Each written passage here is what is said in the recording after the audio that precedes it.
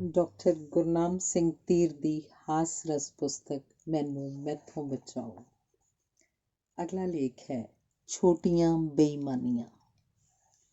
ਦਫ਼ਤਰ 'ਚ ਬੈਠਿਆਂ ਮੈਨੂੰ ਇਮਾਨਦਾਰੀ ਦੇ ਵਿਸ਼ੇ 'ਤੇ ਕਹਾਣੀ ਲਿਖਣ ਲਈ ਇੱਕ ਪਲਾਟ ਸੁੱਝਿਆ। ਮੈਂ ਆਪਣੀ ਅਲਮਾਰੀ 'ਚੋਂ ਸੁੱਤੇ ਸਿੱਧ ਸਰਕਾਰੀ ਕਾਗਜ਼ਾਂ ਦਾ ਇੱਕ ਰੁੱਗ ਚੁੱਕਿਆ ਅਤੇ ਕਹਾਣੀ ਲਿਖਣ ਲਈ ਘਰ ਲੈ ਆਇਆ। ਜਦੋਂ ਕਹਾਣੀ ਲਿਖ ਚੁੱਕਾ ਤਾਂ ਮੈਂ ਸੋਚਣ ਲੱਗਾ ਕਿ ਜ਼ਾਹਰਾ ਤੌਰ 'ਤੇ ਤਾਂ ਮੈਂ ਭਾਵੇਂ ਵੱਡਾ ਇਮਾਨਦਾਰ ਬਣਿਆ ਫਿਰਾਂ, ਪਰ ਸਹੀ ਅਰਥਾਂ 'ਚ ਇਮਾਨਦਾਰੀ ਦਾ ਬੁਨਿਆਦੀ ਵਿਰੋਧੀ ਹਾਂ। ਜੇ ਸੋਚਿਆ ਜਾਵੇ ਤਾਂ ਛੋਟੀਆਂ ਬੱਚਤਾਂ ਵਾਂਗ ਛੋਟੀਆਂ ਬੇਈਮਾਨੀਆਂ ਵੀ ਇੱਕ ਦਿਨ ਲੇਖੇ ਦੁੱਗਣੇ ਕਰ ਸਕਦੀਆਂ ਹਨ। ਮੈਂ ਪਿਆ ਸੋਚਦਾ ਰਿਹਾ ਕਿ ਅਸੀਂ ਕਈ ਚੋਰੀਆਂ ਬਿਨਾਂ ਆਪਣੇ ਆਪ ਨੂੰ ਚੋਰ ਸਮਝਣ ਦੇ ਕਰ ਜਾਂਦੇ। ਆਪਣੇ ਆਪ ਦੀ ਪੜਤਾਲ ਕਰਨ ਦੇ ਖਿਆਲ ਨਾਲ ਮੈਂ ਡਾਇਰੀ ਚੁੱਕੀ ਤੇ ਇੱਕ ਦਿਨ ਦੀ ਕਾਰਵਾਈ ਉਸ ਉੱਤੇ ਲਿਖ ਦਿੱਤੀ। ਤੜਕੋ ਤੜਕੀ ਮੈਂ ਗੁਰਦੁਆਰੇ ਗਿਆ। ਮੈਨੂੰ ਯਾਦ ਆਇਆ ਕਿ ਪਿਛਲੇ ਮਹੀਨੇ ₹100 ਦੀ ਇੱਕ ਸੁੱਖ ਸੁੱਖੀ ਸੀ, ਉਹ ਅਜੇ ਦੇਣੀ ਸੀ। ਮੈਂ ਜੇਬ 'ਚ ਹੱਥ ਮਾਰਿਆ। ਨੋਟਾਂ ਤੋਂ ਇਲਾਵਾ ਸਿਰਫ 15 ਨਵੇਂ ਪੈਸੇ ਦੀ ਭਾਨ ਸੀ ਤੇ ਮੈਨੂੰ 25 ਪੈਸੇ ਚਾਹੀਦੇ ਸਨ। ਮੈਂ ਸੋਚਿਆ, ਗੁਰੂ ਮਹਾਰਾਜ ਦੇ ਘਰ ਕਿਸ ਗੱਲ ਦਾ ਘਾਟਾ ਹੈ, ਭਲਾ 10 ਪੈਸਿਆਂ ਨਾਲ ਕੀ ਫਰਕ ਪੈ ਚੱਲਿਆ। ਚਲੋ ₹1 15 ਪੈਸੇ ਗੋਲਕ 'ਚ ਪਾਓ ਤੇ 1.25 ਲੱਖ ਦਮੜੇ ਦੇ ਕੜਾ ਪ੍ਰਸ਼ਾਦ ਦੀ ਅਰਦਾਸ ਕਰੋ। ਭਾਈ ਮੈਨੂੰ ਬੜਾ ਗੁਰਮੁਖ ਸਮਝਦਾ ਸੀ। ਉਹਨੇ ਬਗੈਰ ਗਿਣੇ ਪੈਸੇ ਗੋਲਕ 'ਚ ਪਾਏ ਤੇ ਮੇਰੇ ਮਨ ਦੀਆਂ ਭਾਉਣੀਆਂ ਪੂਰੀਆਂ ਕਰਨ ਦੀ ਅਰਦਾਸ ਕੀਤੀ। ਮੈਂ ਬਗੈਰ ਸ਼ਰਮਿੰਦਾ ਹੋਣ ਦੇ ਦੇਗ ਫੜ ਕੇ ਮੁੱਛਾਂ 'ਤੇ ਹੱਥ ਮਾਰਦਾ ਬਾਹਰ ਨਿਕਲਿਆ।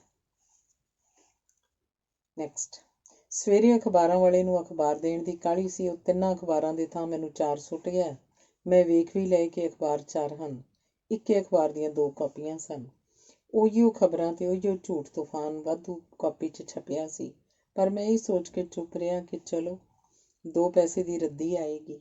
ਹੌਕਰ ਦੇ 15 ਪੈਸੇ ਜਾਂਦੇ ਹਨ ਤਾਂ ਜਾਣ, ਮੇਰੀ 2 ਪੈਸੇ ਦੀ ਰੱਦੀ ਵਧਣੀ ਚਾਹੀਦੀ ਹੈ। ਅਗਲਾ। ਫਿਰ ਦੁੱਧ ਵਾਲਾ ਆਇਆ। ਕਿਲੋ ਗਿਣਨ ਦਾ ਕੰਮ ਗਾਹਕ ਨੂੰ ਆਪ ਕਰਨਾ ਪੈਂਦਾ ਹੈ। ਇਹਨੂੰ ਅਫੀਮ ਖਾਣ ਦੀ ਵਾਦੀ ਹੈ। ਇਹ 2 ਕਿਲੋ ਦੁੱਧ ਵੱਧ ਪਾ ਗਿਆ। ਮੈਂ ਦੜ ਵੱਟ ਛੱਡੀ। ਜ਼ਮੀਰ ਨੇ ਮੈਨੂੰ ਪੁੱਛਿਆ, ਕੀ ਤੂੰ ਗਰੀਬ ਦਾ 2 ਕਿਲੋ ਦੁੱਧ ਪੀ ਕੇ ਪਹਿਲਵਾਨ ਹੋ ਜਾਏਗਾ? ਮੈਂ ਅੱਗੋਂ ਕਿਹਾ, ਫਿਰ ਕੀ ਆਖਰ ਆ ਚੱਲੀ ਹੈ, ਉਹ ਵੀ ਤਾਂ ਦੁੱਧ 'ਚ ਪਾਣੀ ਪਾਉਂਦਾ ਹੈ, ਤੇ ਜੇ ਮੈਂ ਅੱਧਾ ਕਿਲੋ ਵੱਧ ਪਵਾ ਲਿਆ ਤਾਂ ਕੀ ਹੈ? ਅਗਲਾ। ਆਲੂ ਲਓ, ਬੈਂਗਣ ਲਓ, ਗਾਜਰ ਲਓ, ਕਰਦਾ ਸਬਜ਼ੀ ਫਰੋਸ਼ ਸਾਡੇ ਦਰ ਮੂਹਰੇ ਆ ਖਲੋਤਾ। ਮੈਂ ਟੋਕਰੀ ਚੁੱਕੀ ਤੇ ਸਬਜ਼ੀ ਪਵਾਈ। ਕੁੱਲ 6 ਚੀਜ਼ਾਂ ਖਰੀਦੀਆਂ। ਭਾਅ ਬਾਰੇ ਵੀ ਲੋੜੀਂਦੀ ਬਹਿਸ ਕੀਤੀ। ਰੁਪਏ ਕਿਲੋ ਵਾਲੀ ਸਬਜ਼ੀ ਦਾ ਲੜ ਭਿੜ ਕੇ 80 ਪੈਸੇ ਕਿਲੋ ਭਾਅ ਕਰਵਾ ਲਿਆ।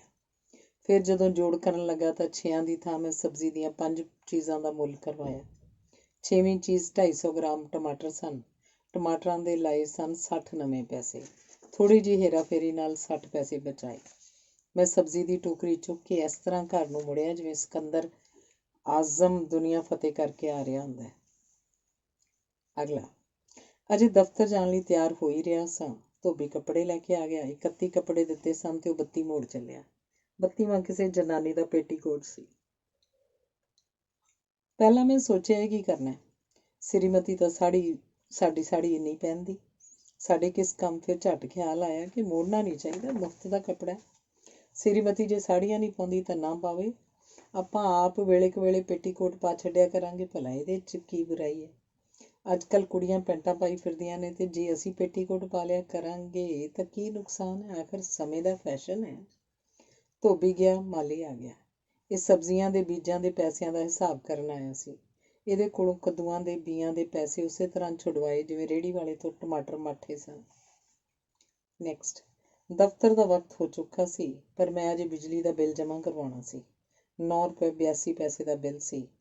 ਬਿੱਲ ਵਸੂਲ ਕਰਨ ਵਾਲਾ ਕਲਰਕ ਰਾਤ ਨੂੰ ਸ਼ਾਇਦ 9 ਤੋਂ 12 ਵਾਲਾ ਸ਼ੋਅ ਵੇਖ ਕੇ ਆਇਆ ਸੀ। ਅਸੀਂ ਉਹਦੀ ਉਂਗਲਾਉਣੀ ਉਹਨੂੰ 8 ਆਨਿਆਂ 'ਚ ਪਾ ਦਿੱਤੀ। ₹9.82 ਦੀ ਥਾਂ ₹9.32 ਦਿੱਤੇ ਤੇ ਪੂਰੀ ਰਸੀਦ ਲਈ। ਨੈਕਸਟ। ਇੱਕ ਬਾਬੂ ਤੋਂ ਮੈਂ ਆਪਣੀਆਂ ਕਹਾਣੀਆਂ 10 ਪੈਸੇ ਸਵੇ ਦੇ ਹਿਸਾਬ ਨਾਲ ਟਾਈਪ ਕਰਵਾਉਂਦਾ ਸੀ। ਜਦੋਂ ਅਸੀਂ ਕਲਮ ਦਵਾਤ ਨਾਲ ਉਹਦਾ ਹਿਸਾਬ ਕੀਤਾ ਤਾਂ ਉਹਦੇ 40 ਸਫ਼ੇ ਪੀ ਗਏ। ਉਹ ਫਿਰ ਵੀ ਥੈਂਕ ਯੂ ਕਹਿ ਕੇ ਜੋ ਅਸਾਂ ਦਿੱਤਾ ਲੈ ਲਿਆ। ਜਾਂਦਾ ਹੋਇਆ ਕਹਿਣ ਲੱਗਾ, ਅਗਲੇ ਕੰਮ ਲਈ ਹੁਣ ਮੈਂ ਕਦੋਂ ਹਾਜ਼ਰ ਹੋਵਾਂ ਜੀ? ਨੈਕਸਟ। ਦਫ਼ਤਰ ਦੀ ਡਾਕ ਚਪੜਾਸੀ ਮੇਰੇ ਮੇਜ਼ 'ਤੇ ਰੱਖ ਗਿਆ। ਤਾਂ ਕਿ ਮੈਂ ਛਾਂਟੀ ਕਰਕੇ ਆਪਣੀਆਂ ਚਿੱਠੀਆਂ ਕੱਢ ਲਵਾਂ ਤੇ ਬਾਕੀ ਦੀ ਡਾਕ ਵਾਪਸ ਕਰ ਦਿਆਂ। ਅਸੀਂ ਇਸ ਮੌਕੇ ਦਾ ਪੂਰਾ ਫਾਇਦਾ ਉਠਾਇਆ। ਦੂਜੇ ਮੁਲਾਜ਼ਮਾਂ ਦੇ ਨਾਮ ਡਾਕ ਤੇ ਆਏ 2 ਵਧੀਆ ਰਸਾਲੇ ਵਿੱਚੋਂ ਚੁਣ ਲਏ।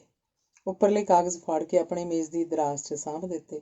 1:30 ਤੋਂ 2 ਵਜੇ ਦੁਪਹਿਰ ਦੀ ਰੋਟੀ ਖਾਣ ਦੀ ਛੁੱਟੀ ਹੁੰਦੀ ਹੈ। ਅਸੀਂ 1 ਵਜੇ ਕਲਮ ਦਵਾਤਾਂ ਇਸ ਤਰ੍ਹਾਂ ਛੱਡ ਦਿੱਤੀਆਂ ਜਿਵੇਂ ਲੰਚ ਬ੍ਰੇਕ ਨਹੀਂ, ਸਗੋਂ ਜਨਰਲ ਹੜਤਾਲ ਹੋਣ ਵਾਲੀ ਹੁੰਦੀ ਹੈ। 2 ਵਜੇ ਵਾਪਸ ਆਪਣੇ ਮੇਜ਼ਾਂ 'ਤੇ ਆ ਕੇ ਕੰਮ ਸ਼ੁਰੂ ਕਰਨਾ ਚਾਹੀਦਾ ਸੀ। ਫਿਰ ਕੌਫੀ ਦੇ ਬਹਾਨੇ ਕਿਸੇ ਸਾਥੀ ਦੇ ਕਮਰੇ 'ਚ ਜਾ ਬੈਠੇ। ਉੱਥੇ ਕੌਫੀ ਤੇ ਗੱਪਾਂ ਇਸ ਤਰ੍ਹਾਂ ਉੱਡਦੀਆਂ ਰਹੀਆਂ ਜਿਵੇਂ ਅਸੀਂ ਦਫ਼ਤਰ ਨੌਕਰੀ ਕਰਨ ਨਹੀਂ, ਕਿਸੇ ਆਦੀ ਛੜੇ ਦੇ ਵਿਆਹ ਆਏ ਹੁੰਦੇ ਆ। ਨੈਕਸਟ, ਮੈਂ ਆਪਣੇ ਚਪੜਾਸੀ ਨੂੰ ਨਿੱਜੀ ਲਿਫਾਫਿਆਂ ਤੇ ਟਿਕਟਾਂ ਲਾਉਣ ਲਈ ਕਿਹਾ। 15 ਪੈਸੇ ਦੀ ਟਿਕਟ ਥੁੜਦੀ ਸੀ। ਪੁਰਾਣੀਆਂ ਚਿੱਠੀਆਂ ਲਿਫਾਫੇ ਫੋਲਣੇ ਸ਼ੁਰੂ ਕੀਤੇ। ਅਖੀਰ ਇੱਕ ਐਸੀ ਟਿਕਟ ਪੁੱਟੀ ਤੇ ਗੂੰਦ ਲਾ ਕੇ ਆਪਣੇ ਲਿਫਾਫੇ ਤੇ ਜੜ ਦਿੱਤੀ। ਦਿਲ 'ਚ ਸੋਚਿਆ 15 ਪੈਸਿਆਂ ਦੇ ਘਾਟੇ ਨਾਲ ਕੋਈ ਨਹੀਂ ਡਾਕਖਾਨੇ ਦਾ ਮਹਿਕਮਾ ਟੁੱਟਣ ਲੱਗਾ। ਫਿਰ ਇੱਕ ਹੋਰ ਖਿਆਲ ਆਇਆ ਕਿ ਇਹ ਜੁਰਮ ਹੈ, ਕੈਦ ਹੋ ਸਕਦੀ ਹੈ। ਬੇਈਮਾਨੀ ਨੇ ਦਿਲ ਨੂੰ ਢਾਰਸ ਬਣਾਉਂਦਿਆਂ ਕਿਹਾ, ਵੇਖੀ ਜਾਏਗੀ, ਡਰੋ ਨਾ। ਨੈਕਸਟ, ਸ਼ਾਮ ਨੂੰ ਕੰਟੀਨ ਤੇ ਚਾਹ ਪੀਣ ਗਏ। 40 ਪੈਸੇ ਦੀਆਂ ਪਰਚੀਆਂ ਕਟਵਾਈਆਂ ਸਨ ਤੇ 50 ਪੈਸੇ ਦਾ ਸੁਆਹ ਕੇ ਬਿਨਾਂ ਡਕਾਰ ਲਿਆਂ ਖਾ ਗਏ। ਜਦੋਂ ਪੌੜੀਆਂ ਉਤਰ ਰਹੇ ਸੀ ਤਾਂ ਮਨ 'ਚ ਕਸ਼ਮਕਸ਼ ਜਿਹੀ ਹੋਈ ਕਿ ਜੇ ਬਾਲੂਸ਼ਾਹੀਆਂ ਵੇਚਣ ਵਾਲੀ ਕੁੜੀ ਨੂੰ ਗਿਣ ਕੇ ਪੈਸੇ ਦਿੱਤੇ ਹੋਣ ਤਾਂ ਉਹਨੂੰ 10 ਪੈਸੇ ਦਾ ਜੁਰਮਾਨਾ ਹੋ ਜਾਣਾ।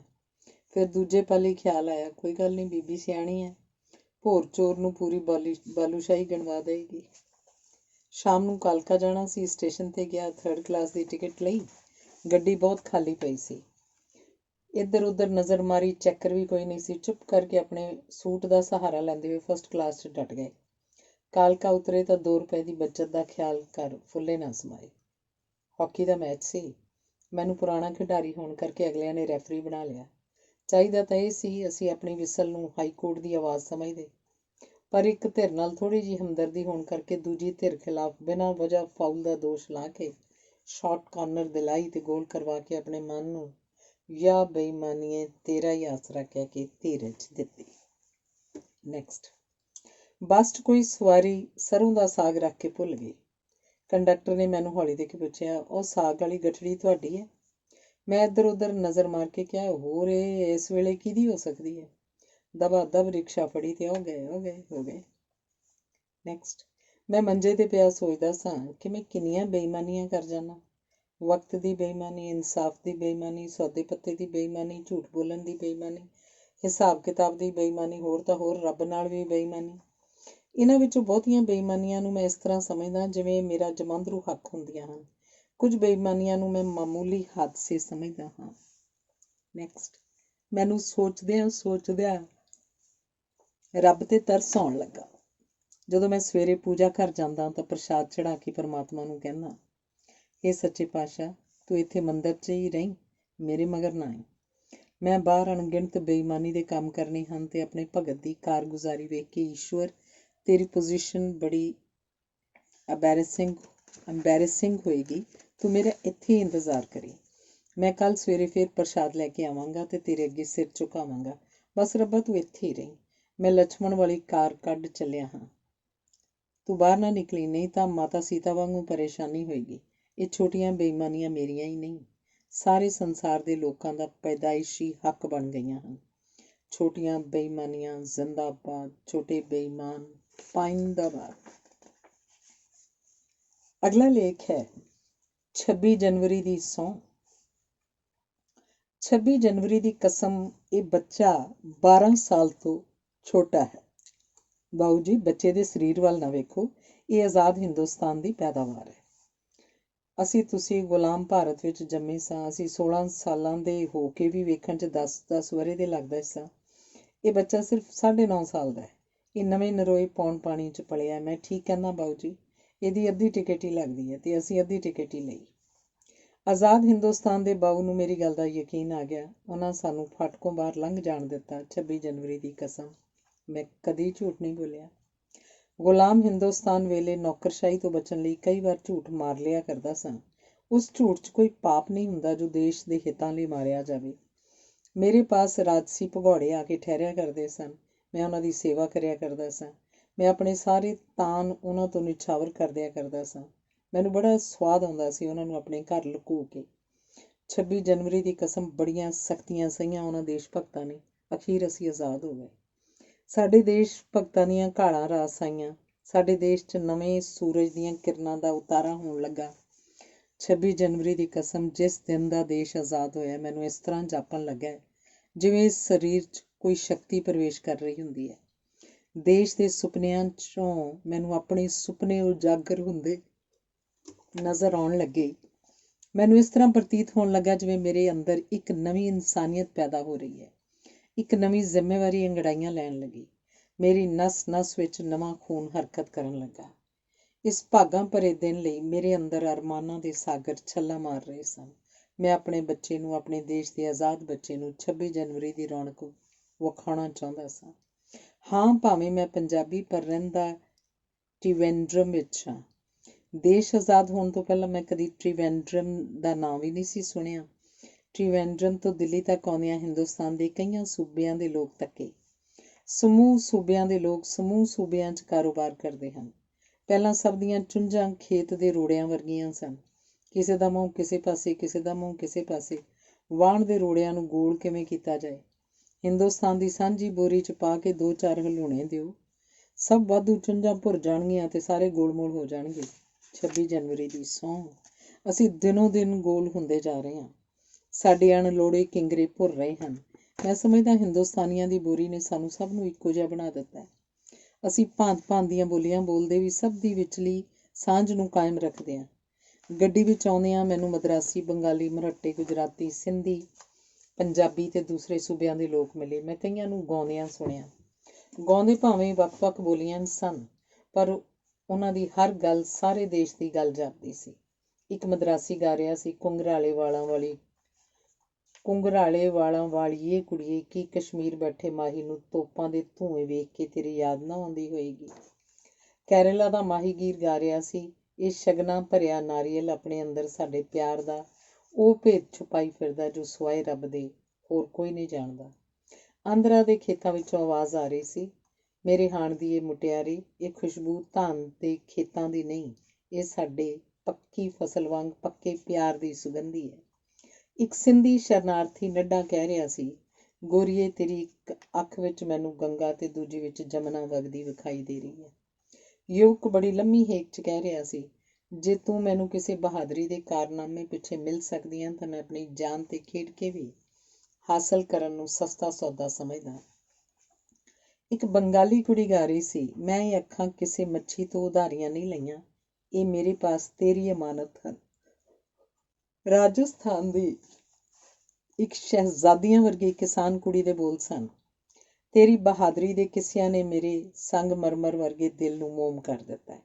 ਇਹ ਤੇਗਦੇ ਤਾਂ ਨਹੀਂ, ਮੈਂ ਤੇਰੇ ਘੋੜੇ ਦੇ ਸੁਮਾਂ ਦੀ ਆਵਾਜ਼ ਵੱਲ ਕੰਨ ਜੋੜੇ ਹੋਏ ਨੇ।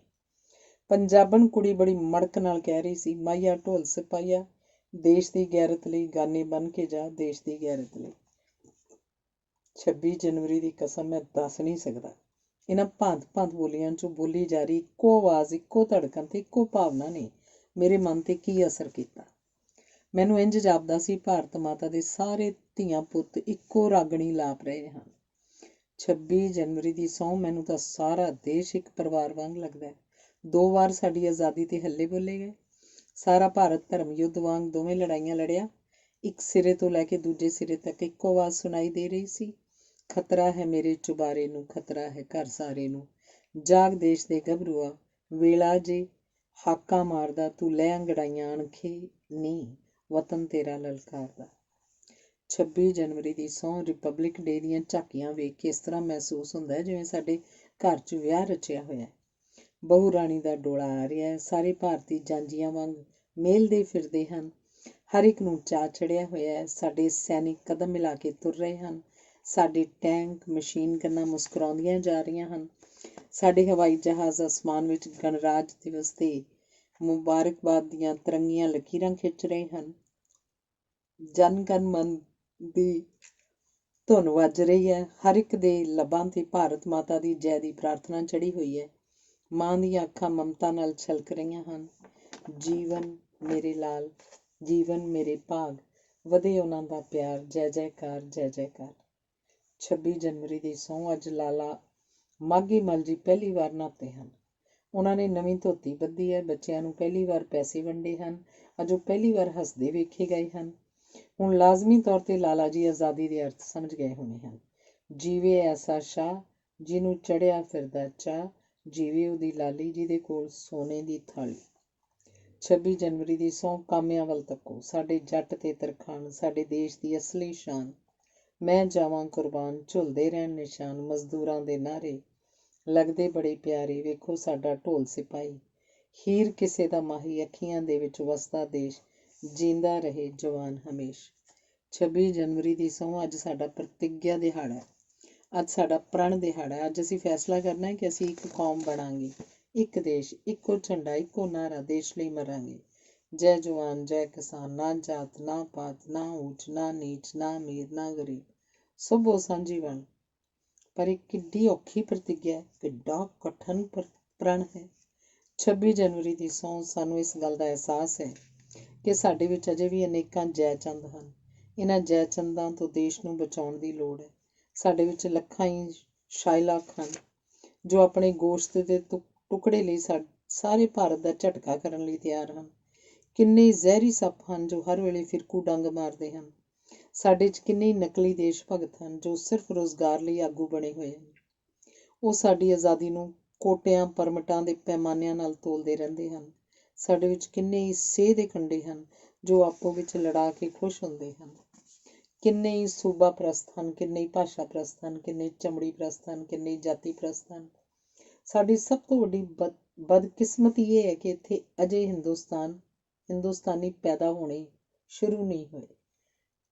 ਇੱਥੇ ਜਾਂ ਹਿੰਦੂ ਜੰਮਦਾ ਹੈ ਜਾਂ ਮੁਸਲਮਾਨ ਜੰਮਦਾ ਹੈ, ਹਿੰਦੂ ਜਾਂ ਸਿੱਖ ਜੰਮਦਾ ਹੈ ਜਾਂ ਰਾਜਪੂਤ ਜੰਮਦਾ ਹੈ, ਅਗਰਵਾਲ ਜੰਮਦਾ ਹੈ ਜਾਂ ਬਰਾੜ ਜੰਮਦਾ ਹੈ, ਬ੍ਰਾਹਮਣ ਜੰਮਦਾ ਹੈ ਜਾਂ ਸ਼ੂਦਰ ਜੰਮਦਾ ਹੈ, ਖੱਤਰੀ ਜਾਂ ਵੈਸ਼।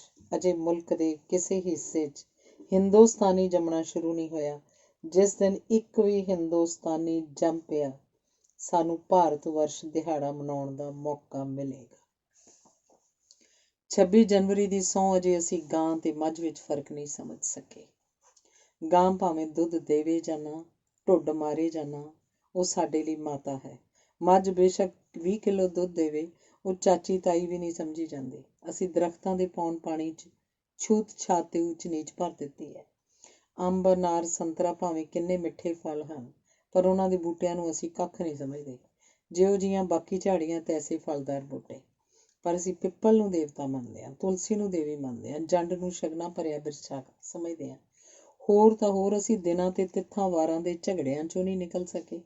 ਅੱਜ ਮੰਗਲਵਾਰ ਹੈ, ਪੂਜਾ ਕਰੋ। ਅੱਜ ਵੀਰਵਾਰ ਹੈ, ਬਾਹਰ ਨਹੀਂ ਜਾਣਾ। ਅੱਜ ਬੁੱਧ ਕੰਮ ਸ਼ੁੱਧ ਹੈ। ਕਿੰਨੇ ਹੀ ਲੋਕ ਬੁੱਧਵਾਰ ਨੂੰ ਮੁਕੱਦਮੇ ਹਾਰਦੇ ਹਨ, ਘਾਟੇ ਪਾਉਂਦੇ ਹਨ, ਪਰ ਫਿਰ ਵੀ ਬੁੱਧ ਕੰਮ ਸ਼ੁੱਧ ਕਹੀ ਜਾਂਦੇ ਹਨ। ਇਹਨਾਂ ਲਾਹਨਤਾਂ ਤੋਂ ਸਾਡਾ ਕਦੋਂ ਛੁਟਕਾਰਾ ਹੋਏਗਾ? 26 ਜਨਵਰੀ ਦੀ ਸਹੁੰ ਅਜੇ ਇੱਕ ਇਨਕਲਾਬ ਆਏਗਾ। ਅੱਜ ਇੱਕ ਕ੍ਰਾਂਤੀ ਪੈਦਾ ਹੋਏਗੀ ਜੋ ਪੁਰਾਣੇ ਵਹਿਮਾਂ ਨੂੰ ਧੋ ਸੁੱਟੇਗੀ, ਪੁਰਾਣੀਆਂ ਕੀਮਤਾਂ ਨੂੰ ਬਦਲ ਸੁੱਟੇਗੀ, ਪੁਰਾਣੀਆਂ ਪਗਡੰਡੀਆਂ ਨੂੰ ਤਿਆਗ ਦੇਵੇਗੀ, ਪੁਰਾਣੇ ਵਿਚਾਰਾਂ ਨੂੰ ਬਦਲ ਦੇਵੇਗੀ, ਪੁਰਾਣੇ ਦਾਗ ਧੋ ਸੁੱਟੇਗੀ, ਪੁਰਾਣੇ ਰਾਗ ਬਦਲ ਸੁੱਟੇਗੀ।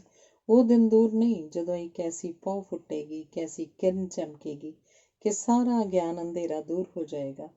ਵਤਨ ਫਰੋਸ਼ੀ ਮੁੱਕ ਜਾਏਗੀ, ਇਨਸਾਨ ਫਰੋਸ਼ੀ ਖਤਮ ਹੋ ਜਾਏਗੀ। ਫਿਰ ਸਹੀ ਅਰਥਾਂ 'ਚ ਰਿਪਬਲਿਕ ਡੇ ਆਇਆ ਕਰੇਗਾ, ਧੂਮ-ਧਾਮ ਨਾਲ ਮਨਾਇਆ ਜਾਇਆ ਕਰੇਗਾ। ਹਿੰਦੁਸਤਾਨ ਹਿੰਦੁਸਤਾਨ ਹੋਏਗਾ, ਹਰ ਇਨਸਾਨ ਇਨਸਾਨ ਹੋਏਗਾ। ਰੱਬ ਕਰੇ ਉਹ ਸ਼ੁਭ ਦਿਹਾੜਾ ਛੇਤੀ ਆਵੇ, ਉਹ ਭਾਗਾਂ ਵਾਲਾ ਦਿਨ ਛੇਤੀ ਆਵੇ। ਭਾਰਤ ਮਾਤਾ ਕੀ ਜੈ, ਉਸਦੇ ਪਰਿਵਾਰ ਦੀ ਜੈ।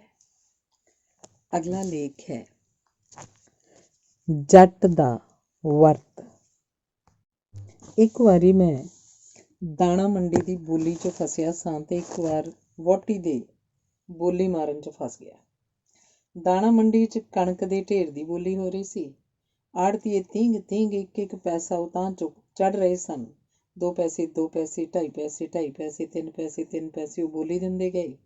ਜਦੋਂ 16 ਪੈਸੇ 16 ਪੈਸੇ ਹੋਣ ਲੱਗੇ ਤਾਂ ਆੜ੍ਹਤੀਆਂ ਦੇ ਮੁੜਕੇ ਛੁੱਟ ਪਏ ਤੇ ਰਗਾਂ ਫੁੱਲ ਚੱਲੀਆਂ। ਉਹਨਾਂ ਦੀਆਂ ਘਿੱਗੀਆਂ ਬੈਠਣ ਲੱਗੀਆਂ। ਮੈਂ ਸੋਚਿਆ ਹੁਣ ਵੀ ਇਹਨਾਂ 'ਚੋਂ ਕੋਈ ਮਰਿਆ, ਹੁਣ ਵੀ ਮਰਿਆ। ਮੈਂ ਕਿਹਾ ਇਹ ਬੰਦੇ ਸ਼ਰੀਫ ਲੱਗਦੇ ਹਨ, ਪਰ ਇਹ ਕੁੱਕੜ ਬਾਂਗ ਜਿਹੀ 'ਚ ਮਾਰੇ ਜਾਣੇ ਹਨ। ਉਹਨਾਂ ਨੂੰ ਮੁਸੀਬਤ ਤੋਂ ਛੁਡਾਉਣ ਲਈ ਮੈਂ ਅੱਗੇ ਵਧਿਆ ਤੇ ਦਾਣਿਆਂ ਦੇ ਢੇਰ ਲਾਗੇ ਜਾ ਕੇ ਕਿਹਾ 1 ਰੁਪਈਆ 1 ਰੁਪਈਆ। ਮੰਡੀ 'ਚ ਸन्नाटा ਛਾ ਗਿਆ। ਸਾਰੇ ਪਸੀਨੇ ਪੂੰਝ ਕੇ ਮੇਰੇ ਵੱਲ ਤੱਕਣ ਲੱਗੇ। ਫਿਰ ਉਹਨਾਂ ਹਿੰਮਤ ਕਰਕੇ ਮੈਨੂੰ ਫੜ ਲਿਆ ਤੇ ਕਹਿਣ ਲੱਗੇ, ਸਰਦਾਰਾ ਤੇਰੀ ਬੋਲੀ ਟੁੱਟ ਗਈ, ਚੁੱਕ ਸਾਰੀ ਕਣਕ, 90 ਰੁਪਏ ਕੁਇੰਟਲ। ਮੈਂ ਤਾਂ ਕੁਝ ਹੋਰ ਸੋਚਿਆ ਸੀ, ਪਰ ਬਣ ਗਿਆ ਕੁਝ ਹੋਰ। ਕਣਕ ਦੀ ਢੇਰੀ ਮੈਨੂੰ 90 ਰੁਪਏ ਕੁਇੰਟਲ ਦੇ ਹਿਸਾਬ ਨਾਲ ਚੁੱਕਣੀ ਪੈ ਗਈ। ਦੂਜੀ ਬੋਲੀ ਸਾਡੀ ਸ੍ਰੀਮਤੀ ਨੇ ਮਾਰੀ। ਉਹ ਕਰਵਾ ਚੌਥ ਦਾ ਵਰਤ ਰੱਖਣ ਨੂੰ ਫਿਰਦੀ ਸੀ। ਮੈਂ ਕਿਹਾ, ਤੇਰੇ ਕੁੱਛੜ ਬੱਚਾ, ਤੂੰ ਵਰਤ ਰਹਿਣ ਦੇ, ਤੇਰੀ ਥਾਂ ਵਰਤ ਮੈਂ ਰੱਖ ਲਾਂਗਾ। ਉਹ ਹੱਸ ਪਈ ਤੇ ਕਹਿਣ ਲੱਗੀ, ਇਹ ਕਰਵਾ ਚੌਥ ਦਾ ਵਰਤ ਹੈ। ਇਸਤਰੀਆਂ ਆਪਣੇ ਸੁਹਾਗ ਦੀ ਸੁੱਖ ਮੰਗਣ ਦੇ ਤੌਰ ਤੇ ਵਰਤ ਰੱਖਦੀਆਂ ਹਨ। ਵਾਹ, ਹੱਦ ਹੋ ਗਈ। ਸਰਦਾਰਨੀ, ਤੂੰ ਸਾਨੂੰ ਕੀ ਸਮਝਦੀ ਹੈ? ਤੂੰ ਬੱਚੇ ਵਾਲੀ ਹੋ ਕੇ ਸਾਡੀ ਸੁੱਖ ਮੰਗਣ ਲਈ ਸਾਰਾ ਦਿਨ ਭੁੱਖੀ ਧਿਆਈ ਰਵੇਂ, ਤੇ ਕੀ ਅਸੀਂ ਤੇਰੀ ਤੇ ਤੇਰੇ ਬੱਚੇ ਦੀ ਸੁੱਖ ਵਜੋਂ ਇੱਕ ਦਿਨ ਵਰਤ ਨਹੀਂ ਰੱਖ ਸਕਦੇ? ਇਹੋ ਜਿਹੇ ਨੇਕ ਕੰਮ ਲਈ ਜੇ 20 ਦਿਨ ਵੀ ਭੁੱਖ ਕੱਟਣੀ ਪਵੇ, ਮੈਂ ਤਦ ਵੀ ਕੱਟ ਸਕਦਾ। ਨਹੀਂ, ਤੁਹਾਤੋਂ ਭੁੱਖ ਨਹੀਂ ਕੱਟੀ ਜਾਏਗੀ, ਮੈਂ ਜਾਣਦੀ ਹਾਂ। ਤੁਸੀਂ ਮੈਨੂੰ ਹੀ ਕਰਵਾ ਚੌਥ ਦਾ ਵਰਤ ਰੱਖ ਲੈਣ ਦਿਓ, ਬੱਚੇ ਦਾ ਫਿਕਰ ਨਾ ਕਰੋ। ਸ਼੍ਰੀਮਤੀ ਨੇ ਇੱਕ ਤਰ੍ਹਾਂ ਸਾਨੂੰ ਚੈਲੰਜ ਕੀਤਾ, ਬੋਲੀ ਮਾਰੀ। ਅੱਗੇ ਸ਼ਾਇਦ ਮੈਂ ਵਰਤ ਨਾ ਹੀ ਰੱਖਦਾ, ਪਰ ਹੁਣ ਬਿਲਕੁਲ ਧਈਆ ਕਰ ਲਿਆ ਕਿ ਮੈਂ ਕਰਵੇ ਚੌਥ ਦਾ ਵਰਤ ਰੱਖਾਂਗਾ ਤੇ ਜ਼ਰੂਰ ਰੱਖਾਂਗਾ। ਸ੍ਰੀਮਤੀ ਨੂੰ ਮੇਰੇ ਦ੍ਰਿੜ ਇਰਾਦੇ ਅੱਗੇ ਹਥਿਆਰ ਸੁੱਟਣੇ ਪਏ। ਘਰ 'ਚ ਮੇਰੇ ਵਰਤ ਰੱਖੇ ਜਾਣ ਦੀ ਤਿਆਰੀ ਹੋਣ ਲੱਗੀ। ਸ੍ਰੀਮਤੀ ਨੇ ਵਾਰਨਿੰਗ ਵਜੋਂ ਮੈਨੂੰ ਸਮਝਾਇਆ ਕਿ ਸਵੇਰੇ ਤਾਰਿਆਂ ਦੀ ਛਾਵੇਂ ਜੋ ਖਾਣਾ ਖਾ ਲਓ, ਤੇ ਫਿਰ ਸਾਰਾ ਦਿਨ ਨਾ ਰੋਟੀ ਨਾ ਪਾਣੀ, ਕੁਝ ਨਹੀਂ ਛੂਹਣਾ। ਰਾਤ ਨੂੰ ਜਦੋਂ ਚੰਦ ਚੜ੍ਹੇਗਾ ਫਿਰ ਰੋਟੀ ਖਾਣੀ ਹੈ। ਮੈਂ ਕਿਹਾ, ਲੈ ਇਹ ਕੀ ਗੱਲ ਹੈ? ਲੋਕ 60 ਦਿਨ ਦਾ ਮਰਨ ਵਰਤ ਰੱਖ ਕੇ ਇਸ ਤਰ੍ਹਾਂ ਉੱਠ ਬੈਠਦੇ ਹਨ ਜਿਵੇਂ ਰੋਟੀ ਸਿੱਧੀ ਕਰਕੇ ਉੱਠੀਦਾ। ਕਿ ਮੈਂ ਇੱਕ ਦਿਨ ਵੀ ਵਰਤ ਨਹੀਂ ਰੱਖ ਸਕਦਾ? ਫਜ਼ੂਲ ਜੁਲਾਇਆ ਮਹੀਨਾ ਰੋਜ਼ੇ ਰੱਖ ਲੈਂਦਾ ਸੀ। ਮਹੀਨਾ ਰੋਜ਼ੇ ਰੱਖ ਲੈਂਦਾ ਸੀ। ਤੜਕੇ 4 ਵਜੇ ਮੇਰੀ ਪੇਟ ਪੂਜਾ ਕਰਵਾਈ ਗਈ। ਮੈਨੂੰ ਮੱਘਰ ਜੱਟ ਦੀ ਦਾਵਤ ਯਾਦ ਆਈ। ਉਹਨੂੰ ਇੱਕ ਸ਼ਹਿਰੀ ਲਾਲੇ ਨੇ ਰੋਟੀ 'ਤੇ ਸੱਦਿਆ ਸੀ। ਲਾਲਾ ਸੋਚਦਾ ਸੀ, ਜੱਟ ਪਤਾ ਨਹੀਂ ਕਿੰਨੀਆਂ ਕੁ ਰੋਟੀਆਂ ਨਾਲ ਰੱਜੇਗਾ, ਇਕੱਲੀ ਕਣਕ ਦੀਆਂ ਪਕਾਈਆਂ ਤਾਂ ਕਿਧਰੇ ਬੋਰੀ ਬੰਨੇ ਨਾਲ ਆ ਜਾਏ।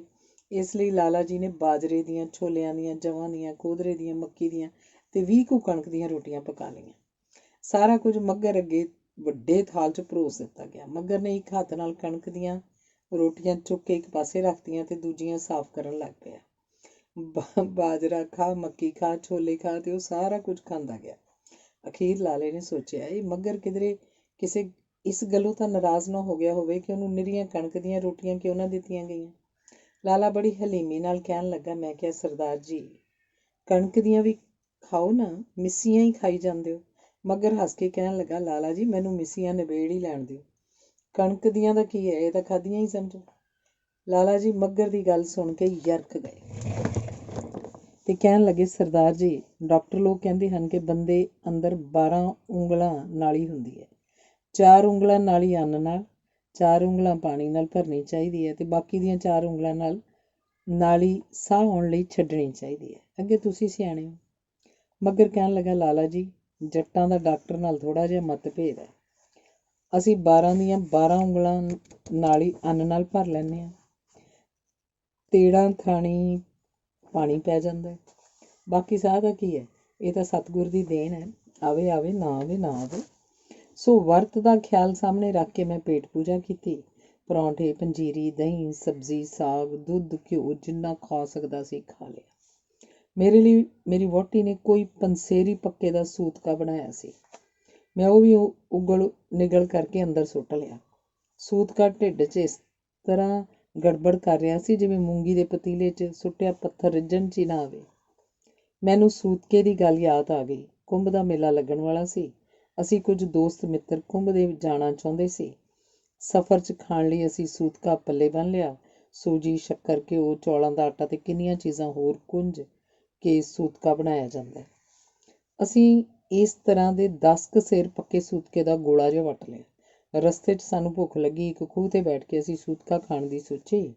ਸੂਤਕਾ ਸੀਮੈਂਟ ਦੇ ਕੰਕਰੀਟ ਵਾਂਗ ਜੁੜ ਗਿਆ ਸੀ। ਹੱਥਾਂ ਨਾਲ ਭੰਨਣ ਤੋੜਨ ਤੇ ਯਤਨ ਕੀਤੇ, ਪਰ ਕਿਧਰੋਂ ਤੋਲਾ ਮਾਸਾ ਭਰ ਵੀ ਨਾਲੋਂ ਨਾ ਭੁਰਿਆ।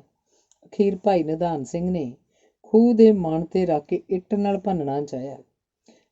ਜਦੋਂ ਬਾਈ ਨੇ ਪੱਬਾਂ ਭਾਰ ਹੋ ਕੇ ਸੂਤਕੇ ਦੀ ਇੱਟ ਮਾਰੀ, ਸੂਤਕਾ ਫੁੱਟਬਾਲ ਰਿੜ ਕੇ ਖੂਹ 'ਚ ਡਿੱਗ ਪਿਆ। ਅਸੀਂ ਸਾਰੇ ਹੱਥ ਮਲਦੇ ਰਹਿ ਗਏ। 12 ਵਰ੍ਹਿਆਂ ਮਗਰੋਂ ਫੇਰ ਕੁੰਭ ਭਰਿਆ। ਅਸੀਂ ਸਾਰੇ ਜਣੇ ਫੇਰ ਇਸ਼ਨਾਨ ਲਈ ਗਏ। ਐਤਕੀ ਸਾਡੇ ਪੱਲੇ 2 ਕੁ ਮਣ ਪੱਕੇ ਪਰੌਂਠੇ ਦੀ ਪੰਜੀਰੀ ਸੀ। ਉਸੇ ਖੂਹ ਤੇ ਅਸੀਂ ਫੇਰ ਪਾਣੀ ਪੀਣ ਲਈ ਜਾ ਬੈਠੇ। ਜਦੋਂ ਥੱਲੇ ਝਾਤ ਮਾਰੀ ਤਾਂ ਕੀ ਵੇਖਦੇ ਹਾਂ, ਸਾਡਾ 12 ਸਾਲ ਪਹਿਲਾਂ ਦਾ ਡਿੱਗਿਆ ਹੋਇਆ ਸੂਤਕਾ ਨਾ ਗਲਿਆ ਸੀ ਤੇ ਨਾ ਡੱਡੂਆਂ ਤੋਂ ਟੁੱਟਿਆ ਸੀ। ਇਸ ਵੇਲੇ ਬਾਕੀ ਸਾਰੀਆਂ ਚੀਜ਼ਾਂ ਤੋਂ ਇਲਾਵਾ ਮੇਰੇ ਢਿੱਡ 'ਚ ਸੂਤਕਾ ਵੀ ਘੁਸਿਆ ਹੋਇਆ ਸੀ। ਮੈਂ ਸ਼੍ਰੀਮਤੀ ਨੂੰ ਕਿਹਾ, ਸਰਦਾਰਨੀ ਤੂੰ ਕਹਿੰਦੀ ਸੈਂ ਵਰਤ ਰੱਖ ਕੇ ਕੋਈ ਕੰਮ ਨਹੀਂ ਕਰਨਾ ਚਾਹੀਦਾ, ਤੇ ਮੇਰੀ ਇਹ ਹਾਲਤ ਹੋ ਗਈ ਹੈ ਕਿ ਮੇਰਾ ਬਸ ਕੰਮ ਤਮਾਮ ਹੋਣ ਵਾਲਾ ਹੋ ਗਿਆ। ਅੱਜ ਜਾਂ ਸੂਤਕਾ ਹੈ ਨਹੀਂ ਤੇ ਜਾਂ ਮੈਂ ਹੈ ਨਹੀਂ। ਸ਼੍ਰੀਮਤੀ ਕਹਿੰਦੀ, ਰਾਮ ਰਾਮ ਕਰੋ ਜੀ, ਬਸ ਹੁਣ ਆਰਾਮ ਨਾਲ ਲੇਟ ਜਾਓ, ਹੋ ਸਕੇ ਤਾਂ ਵਾਹਿਗੁਰੂ ਦਾ ਜਾਪ ਕਰਨਾ। ਮੈਂ ਲੇਟ ਗਿਆ। ਰੱਜੀ ਮੈਂ ਘੁਮਾਉਣ ਦਾ ਉਜਾੜਾ ਕਿਹਨੂੰ ਕਹਿੰਦੇ ਹਨ, ਇਹਦੀ ਸਮਝ ਆਉਣ ਲੱਗੀ। ਮੈਂ ਸ਼੍ਰੀਮਤੀ ਨੂੰ ਕਿਹਾ, ਹੁਣ ਜੇ 15-20 ਦਿਨ ਮੇਰੇ ਕੋਲ ਰੋਟੀ ਪਾਣੀ ਦਾ ਨਾਂ ਲਿਆ ਤਾਂ ਮੇਰੇ ਤੋਂ ਬੁਰਾ ਕੋਈ ਨਹੀਂ। ਜੇ ਤੂੰ ਕੁਝ ਚੂਰਨ ਵਗੈਰਾ ਦਾ ਪ੍ਰਬੰਧ ਕਰ ਸਕੇ ਤਾਂ ਉਹਨੂੰ ਭਾਲ ਕੇ ਲਿਆ। ਮੈਨੂੰ ਅੱਜ ਪ੍ਰੋਹਤ ਪੇਟੂਮਲ ਜੀ ਯਾਦ ਆ ਰਹੇ ਸਨ। ਉਹ ਕਿਸੇ ਦੇ ਘਰ ਸਰਾਧ ਖਾਣ ਗਏ ਸੀ। ਖਾ ਗਏ ਜਿੰਨਾ ਖਾ ਸਕਦੇ ਸੀ, ਕੁਝ ਵਿੱਤੋਂ ਵੱਧ ਹੀ ਖਾ ਗਏ। ਉਹਨਾਂ ਦਾ ਢਿੱਡ ਦੁਖਣ ਲੱਗ ਗਿਆ। ਹਕੀਮ ਹੋਰਾਂ ਨੂੰ ਬੁਲਾਇਆ। ਹਕੀਮ ਜੀ ਕਹਿਣ ਲੱਗੇ, ਇਹ ਲਓ 2 ਗੋਲੀਆਂ ਗਰਮ ਪਾਣੀ ਨਾਲ ਲੰਘਾ ਲਓ, ਪੇਟ ਠੀਕ ਹੋ ਜਾਏਗਾ। ਪੇਟੂਮਲ ਜੀ ਕਹਿਣ ਲੱਗੇ, ਹਕੀਮ ਜੀ ਜੇ 2 ਗੋਲੀਆਂ ਜੋਗੀ ਢਿੱਡ 'ਚ ਥਾਂ ਹੁੰਦੀ ਤਾਂ ਮੈਂ 2 ਬੁਰਕੀਆਂ ਖੀਰ ਹੀ ਨਾ ਹੋਰ ਖਾ ਲੈਂਦਾ। ਬਿਲਕੁਲ ਪ੍ਰੋਹਤ ਵਰਗੀ ਮੇਰੀ ਹਾਲਤ ਸੀ। ਮੈਂ ਮੰਜੇ ਤੇ ਪਿਆ ਇਸ ਤਰ੍ਹਾਂ ਫੁੰਕਾਰੇ ਮਾਰ ਰਿਹਾ ਸੀ ਜਿਵੇਂ ਝੋਟੇ ਨੂੰ ਸੂਲ ਹੋ ਰਿਹਾ ਹੁੰਦਾ। ਕੋਈ 10 ਕੁ ਵਜੇ ਆ ਕੇ 2 ਡਕਾਰ ਆਏ। ਮੇਰੇ ਮਨ ਨੂੰ ਕੁਝ ਤਸੱਲੀ ਹੋਈ ਕਿ ਹੁਣ ਨਹੀਂ ਮਰਨ ਲੱਗੇ। ਮੈਂ ਮੰਜੇ ਤੋਂ ਉੱਠ ਕੇ ਬੈਠ ਗਿਆ ਤੇ ਸ਼੍ਰੀਮਤੀ ਨੂੰ ਕਿਹਾ, ਇਸ ਵੇਲੇ ਖੇਤ 'ਚ ਰੋਟੀਆਂ ਤੇ ਲੱਸੀ ਪੁੱਜ ਜਾਂਦੀ ਹੁੰਦੀ ਸੀ। ਉਹ ਮਜ਼ਾਕ ਨਾਲ ਬੋਲੀ, ਪਕਾਵਾਂ ਰੋਟੀਆਂ? ਮੈਂ ਕਿਹਾ, ਨਹੀਂ, ਰੋਟੀਆਂ ਬਿਨਾਂ ਤਾਂ ਸਰ ਜਾਏਗਾ, ਜ਼ਰਾ ਲੱਸੀ ਦਾ ਦੋਣਾ ਹੁੰਦਾ ਤਾਂ ਚੰਗਾ ਸੀ।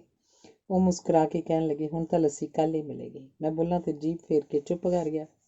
ਆਪਣੇ ਅੰਦਰ ਝਾਤ ਮਾਰੀ। ਅੰਦਰਲਾ ਕਾਇਮ ਸੀ, ਸਿਰੜ ਤੇ ਤੁਲਿਆ ਹੋਇਆ ਸੀ। ਕਰਦਿਆਂ ਕਰਾਉਂਦਿਆਂ 12 ਵੱਜਣ ਵਾਲੇ ਹੋ ਗਏ। ਮੈਂ ਕਿਹਾ, ਸਰਦਾਰਨੀ, ਇਸ ਵੇਲੇ ਅਸੀਂ ਦੂਜੀ ਵਾਰ ਖਾਣਾ ਖਾ ਲਿਆ ਕਰਦੇ ਸਾਂ।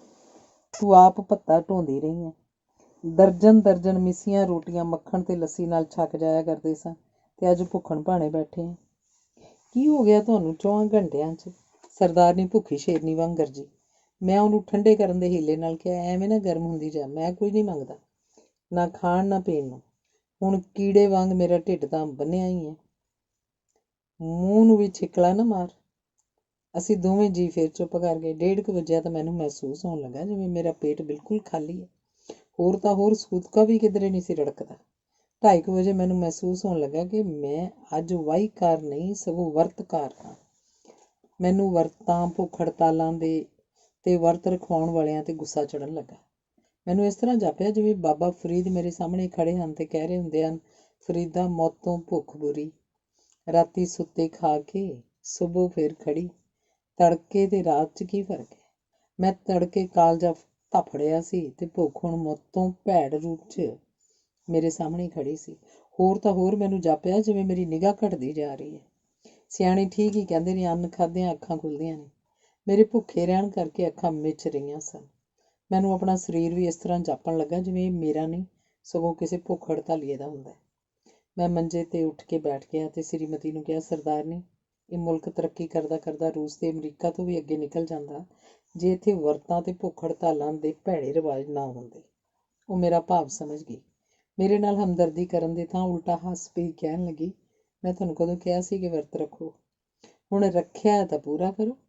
ਫਿਰ ਉਹ ਉਸ ਕੁੜੀ ਦੀ ਸਾਖੀ ਸੁਣਾਉਣ ਲੱਗ ਪਈ ਜਿਹਨੇ ਮੇਰੇ ਵਾਂਗ ਕਰਵੇ ਚੌਥ ਦਾ ਵਰਤ ਰੱਖਿਆ ਸੀ ਤੇ ਉਹਦੇ ਭਰਾਵਾਂ ਨੇ ਉਹਦੀ ਹਾਲਤ ਤੇ ਤਰਸ ਕਰਦਿਆਂ ਚੰਦ ਚੜ੍ਹਨ ਤੋਂ ਪਹਿਲਾਂ ਅੱਗ ਮਚਾ ਕੇ ਅੱਗੇ ਕੰਬਲ ਕਰਕੇ ਉਹਨੂੰ ਚੰਦ ਚੜ੍ਹੇ ਦਾ ਧੋਖਾ ਦੇ ਕੇ ਰੋਟੀ ਖਵਾਈ ਦਿੱਤੀ ਸੀ। ਭੁੱਲ ਉਸ ਗਰੀਬਣੀ ਤੋਂ ਕਰਵਾਈ ਗਈ ਪਰ ਮਰ ਉਹਦਾ ਘਰ ਵਾਲਾ ਗਿਆ। ਫਿਰ ਇਹ ਵੀ ਦੱਸਿਆ ਕਿ ਮਰੇ ਰਾਜੇ ਦੇ ਸਰੀਰ 'ਚ ਸੂਈਆਂ ਖੁੱਭ ਗਈਆਂ ਸਨ ਕਿਉਂਕਿ ਲੜਕੀ ਦਿਨੇ ਸੂਈ ਸਿਲਾਈ ਦਾ ਕੰਮ ਕਰਦੀ ਰਹੀ ਸੀ ਤੇ ਉਹਨੇ ਕੰਪਲੀਟ ਰੈਸਟ ਨਹੀਂ ਸੀ ਕੀਤਾ। ਆਖਿਰ ਕੁੜੀ ਦੇ ਸਿਰੜ ਤੇ ਜੱਤ ਸੱਤ ਨੇ ਮਰੇ ਰਾਜੇ ਨੂੰ ਜਿਵਾਇਆ ਸੀ ਤੇ ਉਹਦੇ ਸਰੀਰ 'ਚੋਂ ਖੁੱਭੀਆਂ ਸੂਈਆਂ ਕਢਵਾਈਆਂ ਸਨ। ਮਰਿਆ ਤਾਂ ਮੈਂ ਭੁੱਖ ਕਰਕੇ ਹੀ ਪਿਆ ਸੀ। ਬਾਕੀ ਦਾ ਸਾਹ ਸੱਤ ਇਹ ਸਾਖੀ ਸੁਣ ਕੇ ਮੁੱਕ ਗਿਆ। ਮੈਂ ਮੰਜੇ ਤੇ ਮਰੇ ਕੱਛੂ ਕੁੰਮੇ ਵਾਂਗ ਚੁਫਾਲ ਡਿੱਗ ਪਿਆ। ਮੇਰਾ ਧਿਆਨ ਕਦੇ ਘਰ ਵੱਲ ਕਦੇ ਖੇਤ ਵੱਲ ਜਾਂਦਾ ਸੀ। ਇਸ ਵੇਲੇ ਨੂੰ 20 ਤਾਂ ਛੱਲੀਆਂ ਚੱਬ ਜਾਇਆ ਕਰਦੇ ਸਾਂ। 4 ਵਾਰੀ ਦੁੱਧ ਪੀ ਛੱਡਿਆ ਕਰਦੇ ਸਾਂ। ਅੱਜ ਵਸਦੇ ਰਸਦੇ ਘਰ 'ਚ ਬਿਹਾਰ ਦਾ ਕਾਲ ਪਿਆ ਹੋਇਆ ਸੀ ਤੇ ਮੈਂ ਭੁੱਖੇ ਬੰਗਾਲੀ ਵਾਂਗ ਤੜਫ ਰਿਹਾ ਸੀ। ਸਾਖੀ ਸੁਣ ਕੇ ਮੈਂ ਸੋਚਣ ਲੱਗ ਪਿਆ ਕਿ ਜੇ ਮੈਂ ਵਰਤ ਤੋੜ ਦਿੱਤਾ ਤਾਂ ਸਰਦਾਰਨੀ ਤੇ ਬੱਚੇ ਦੀ ਖੈਰ ਨਹੀਂ। 4 ਕੁ ਵਜੇ ਦੇ ਕਰੀਬ ਮੈਨੂੰ ਇਸ ਤਰ੍ਹਾਂ ਜਾਪਿਆ ਜਿਵੇਂ ਮੇਰਾ ਢਿੱਡ ਨਹੀਂ ਸਗੋਂ ਚੂਹਿਆਂ ਦਾ ਪਿੰਜਰਾ ਹੁੰਦਾ। ਢਿੱਡ 'ਚ ਇਸ ਤਰ੍ਹਾਂ ਗੜੈਂ ਹੋ ਰਹੀ ਸੀ ਜਿਵੇਂ ਖੁੱਡ 'ਚ ਪਾਣੀ ਪਾਈਦਾ।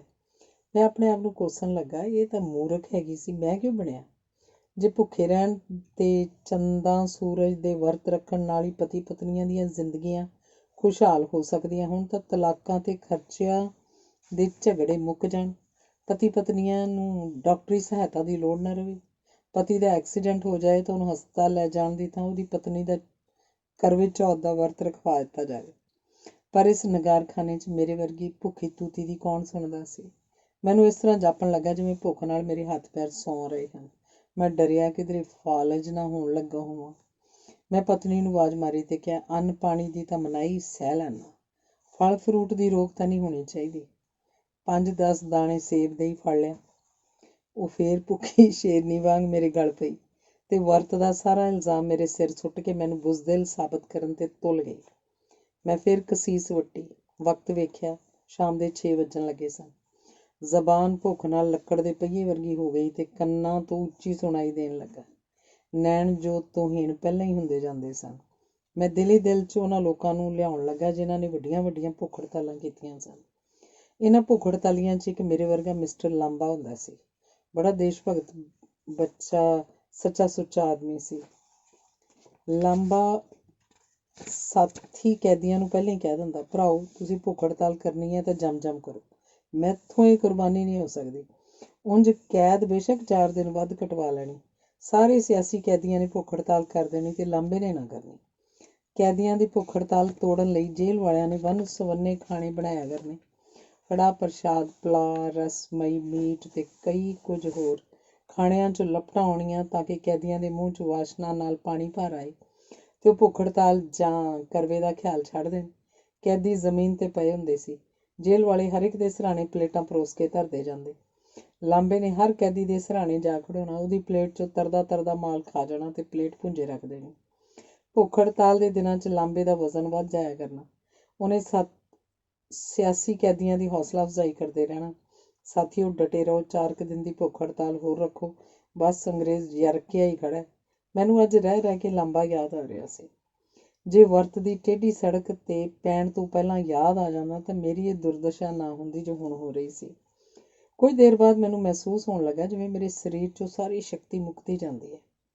ਮੁੱਕਦੀ ਵੀ ਕਿਉਂ ਨਾ, ਇਸ ਵੇਲੇ ਤੱਕ 4 ਵਾਰੀ ਰੋਟੀਆਂ ਖਾਈ ਦੀਆਂ ਸਨ, ਛੱਲੀਆਂ ਚੱਬਦੇ ਸਾਂ, ਦੁੱਧ ਪੀਂਦੇ ਸਾਂ, ਲੱਸੀ ਪੀਂਦੇ ਸਾਂ ਤੇ 9 ਬਰ 9 ਰਹਿੰਦੇ ਸਾਂ। ਅੱਜ ਪਾਜਾਂ ਵਾਲੀ ਹਾਲਤ ਹੋ ਗਈ ਸੀ। ਮੈਂ 2 ਵਾਰ ਉੱਚੀ ਆਵਾਜ਼ ਮਾਰਨ ਦੀ ਕੋਸ਼ਿਸ਼ ਕੀਤੀ ਪਰ ਮੂੰਹ 'ਚੋਂ ਬੋਲ ਨਿਕਲਿਆ ਨਾ। ਅਖੀਰ ਮੈਂ ਹੱਥ ਦੇ ਇਸ਼ਾਰੇ ਨਾਲ ਸ਼੍ਰੀਮਤੀ ਨੂੰ ਆਪਣੇ ਪਾਸ ਬੁਲਾਇਆ। ਐਤਕੀਂ ਉਹਦੇ ਚਿਹਰੇ 'ਤੇ ਕੋਈ ਸ਼ਰਾਰਤ ਨਹੀਂ ਸੀ, ਕੁਝ ਹਮਦਰਦੀ ਸੀ ਤੇ ਕੁਝ ਪਛਤਾਵਾ। ਹਮਦਰਦੀ ਤਾਂ ਇਸ ਗੱਲ ਦੀ ਕਿ ਮੈਂ ਉਹਦੇ ਸਾਹਮਣੇ ਕੱਟੇ ਵਾਂਗ ਮਰ ਰਿਹਾ ਸੀ ਤੇ ਪਛਤਾਵਾ ਇਸ ਗੱਲ ਦਾ ਸੀ ਕਿ ਉਹਨੇ ਮੈਨੂੰ ਵਰਤ ਰੱਖਣ ਹੀ ਕਿਉਂ ਦਿੱਤਾ।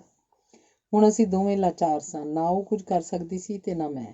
ਮੈਂ ਉਹਨੂੰ ਹੌਲੀ ਦੇਣੀ ਕਿਹਾ, ਕਿਸੇ ਵਕੀਲ ਨੂੰ ਬੁਲਵਾ ਲੈ।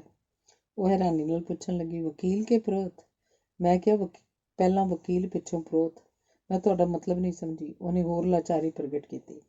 ਮੈਂ ਸਾਰੀ ਸ਼ਕਤੀ ਇਕੱਠੀ ਕਰਕੇ ਕਿਹਾ, ਮੈਨੂੰ ਜਾਪਦਾ ਹੈ ਕਿ ਹੁਣ ਕਿਸੇ ਵੇਲੇ ਵੀ ਮੇਰੀ ਫੂਕ ਨਿਕਲ ਸਕਦੀ ਹੈ। ਵਕੀਲ ਨੂੰ ਬੁਲਵਾ ਕੇ ਮੇਰੀ ਵਸੀਅਤ ਲਿਖਵਾ ਲੈ। ਮੇਰੇ ਮਗਰੋਂ ਭਰਾਵਾਂ ਨੇ ਤੈਨੂੰ 4 ਓੜਾਂ ਜ਼ਮੀਨ ਨਹੀਂ ਛੱਡਣੀ। ਉਹ ਮੇਰੇ ਮੂੰਹ ਵੱਲ ਵੇਖ ਕੇ ਅੱਖਾਂ ਭਰ ਆਈ। ਮੈਂ ਕਿਹਾ, ਫਿਰ ਕਿਸੇ ਚੰਗੇ ਪ੍ਰੋਤ ਨੂੰ ਮੰਗਵਾ ਕੇ ਮੇਰੀ ਕਿਰਿਆ ਕਰਮ ਕਰਵਾ ਦੇਣਾ। ਉਹ ਬੱਚਿਆਂ ਵਾਂਗ ਫਿੱਸ ਪਈ ਤੇ ਮੇਰੇ ਉੱਤੇ ਇਸ ਤਰ੍ਹਾਂ ਆ ਡਿੱਗੀ ਜਿਵੇਂ ਹਰਿਦੁਆਰ ਵਾਲੀ ਗੱਡੀ 'ਚੋਂ ਲੋਕ ਬਿਸਤਰਾ ਸੁੱਟਦੇ ਆ। ਕੁਝ ਚਿਰ ਡਸਕੋਰੇ ਭਰਨ ਪਿੱਛੋਂ ਕਹਿਣ ਲੱਗੀ, ਤੁਸੀਂ ਮਰਦ ਹੋ, ਜਿਗਰਾ ਕਰੋ। ਜਿੱਥੇ ਸਾਰਾ ਦਿਨ ਕੱਟਿਆ 2 ਘੰਟੇ ਹੋਰ ਕੱਟ ਲਓ। ਮੈਨੂੰ ਵਿਸ਼ਵਾਸ ਹੈ ਧਰਮ ਦੇ ਕਾਜ 'ਚ ਰੱਬ ਕਦੇ ਕਿਸੇ ਦਾ ਵਾਲ ਵਿੰਗਾ ਨਹੀਂ ਹੋਣ ਦਿੰਦਾ। ਮੈਂ ਕਿਹਾ, ਤੂੰ ਵਾਲ ਵਿੰਗੇ ਦੀ ਗੱਲ ਕਰਦੀ ਏ? ਧਰਮ ਦੇ ਕਾਜ 'ਚ ਤਾਂ ਹਜ਼ਾਰਾਂ ਲੋਕ ਸ਼ਹੀਦੀਆਂ ਪਾ ਗਏ, ਬੰਦ ਕਟਵਾ ਗਏ। ਮੈਂ ਜੇ ਉਸ ਤਰ੍ਹਾਂ ਦੀ ਮੌਤ ਮਰਿਆ ਹੁੰਦਾ ਤੇ ਮੇਰਾ ਦੁਨੀਆ 'ਚ ਨਾਮ ਰਹਿ ਜਾਂਦਾ। ਮੈਨੂੰ ਤਾਂ ਤੇਰੇ ਪ੍ਰੋਤਾਂ ਨੇ ਕਰਵੇ ਚੌਥ ਦਾ ਸ਼ਹੀਦ ਬਣਾ ਦਿੱਤਾ। ਤੁਸੀਂ ਤਗੜੇ ਹੋ ਜੀ, ਬਸ ਥੋੜ੍ਹਾ ਚਿਰ ਹੋਰ, ਦੰਦਾਂ ਹੇਠ ਜੀਭ ਲਓ।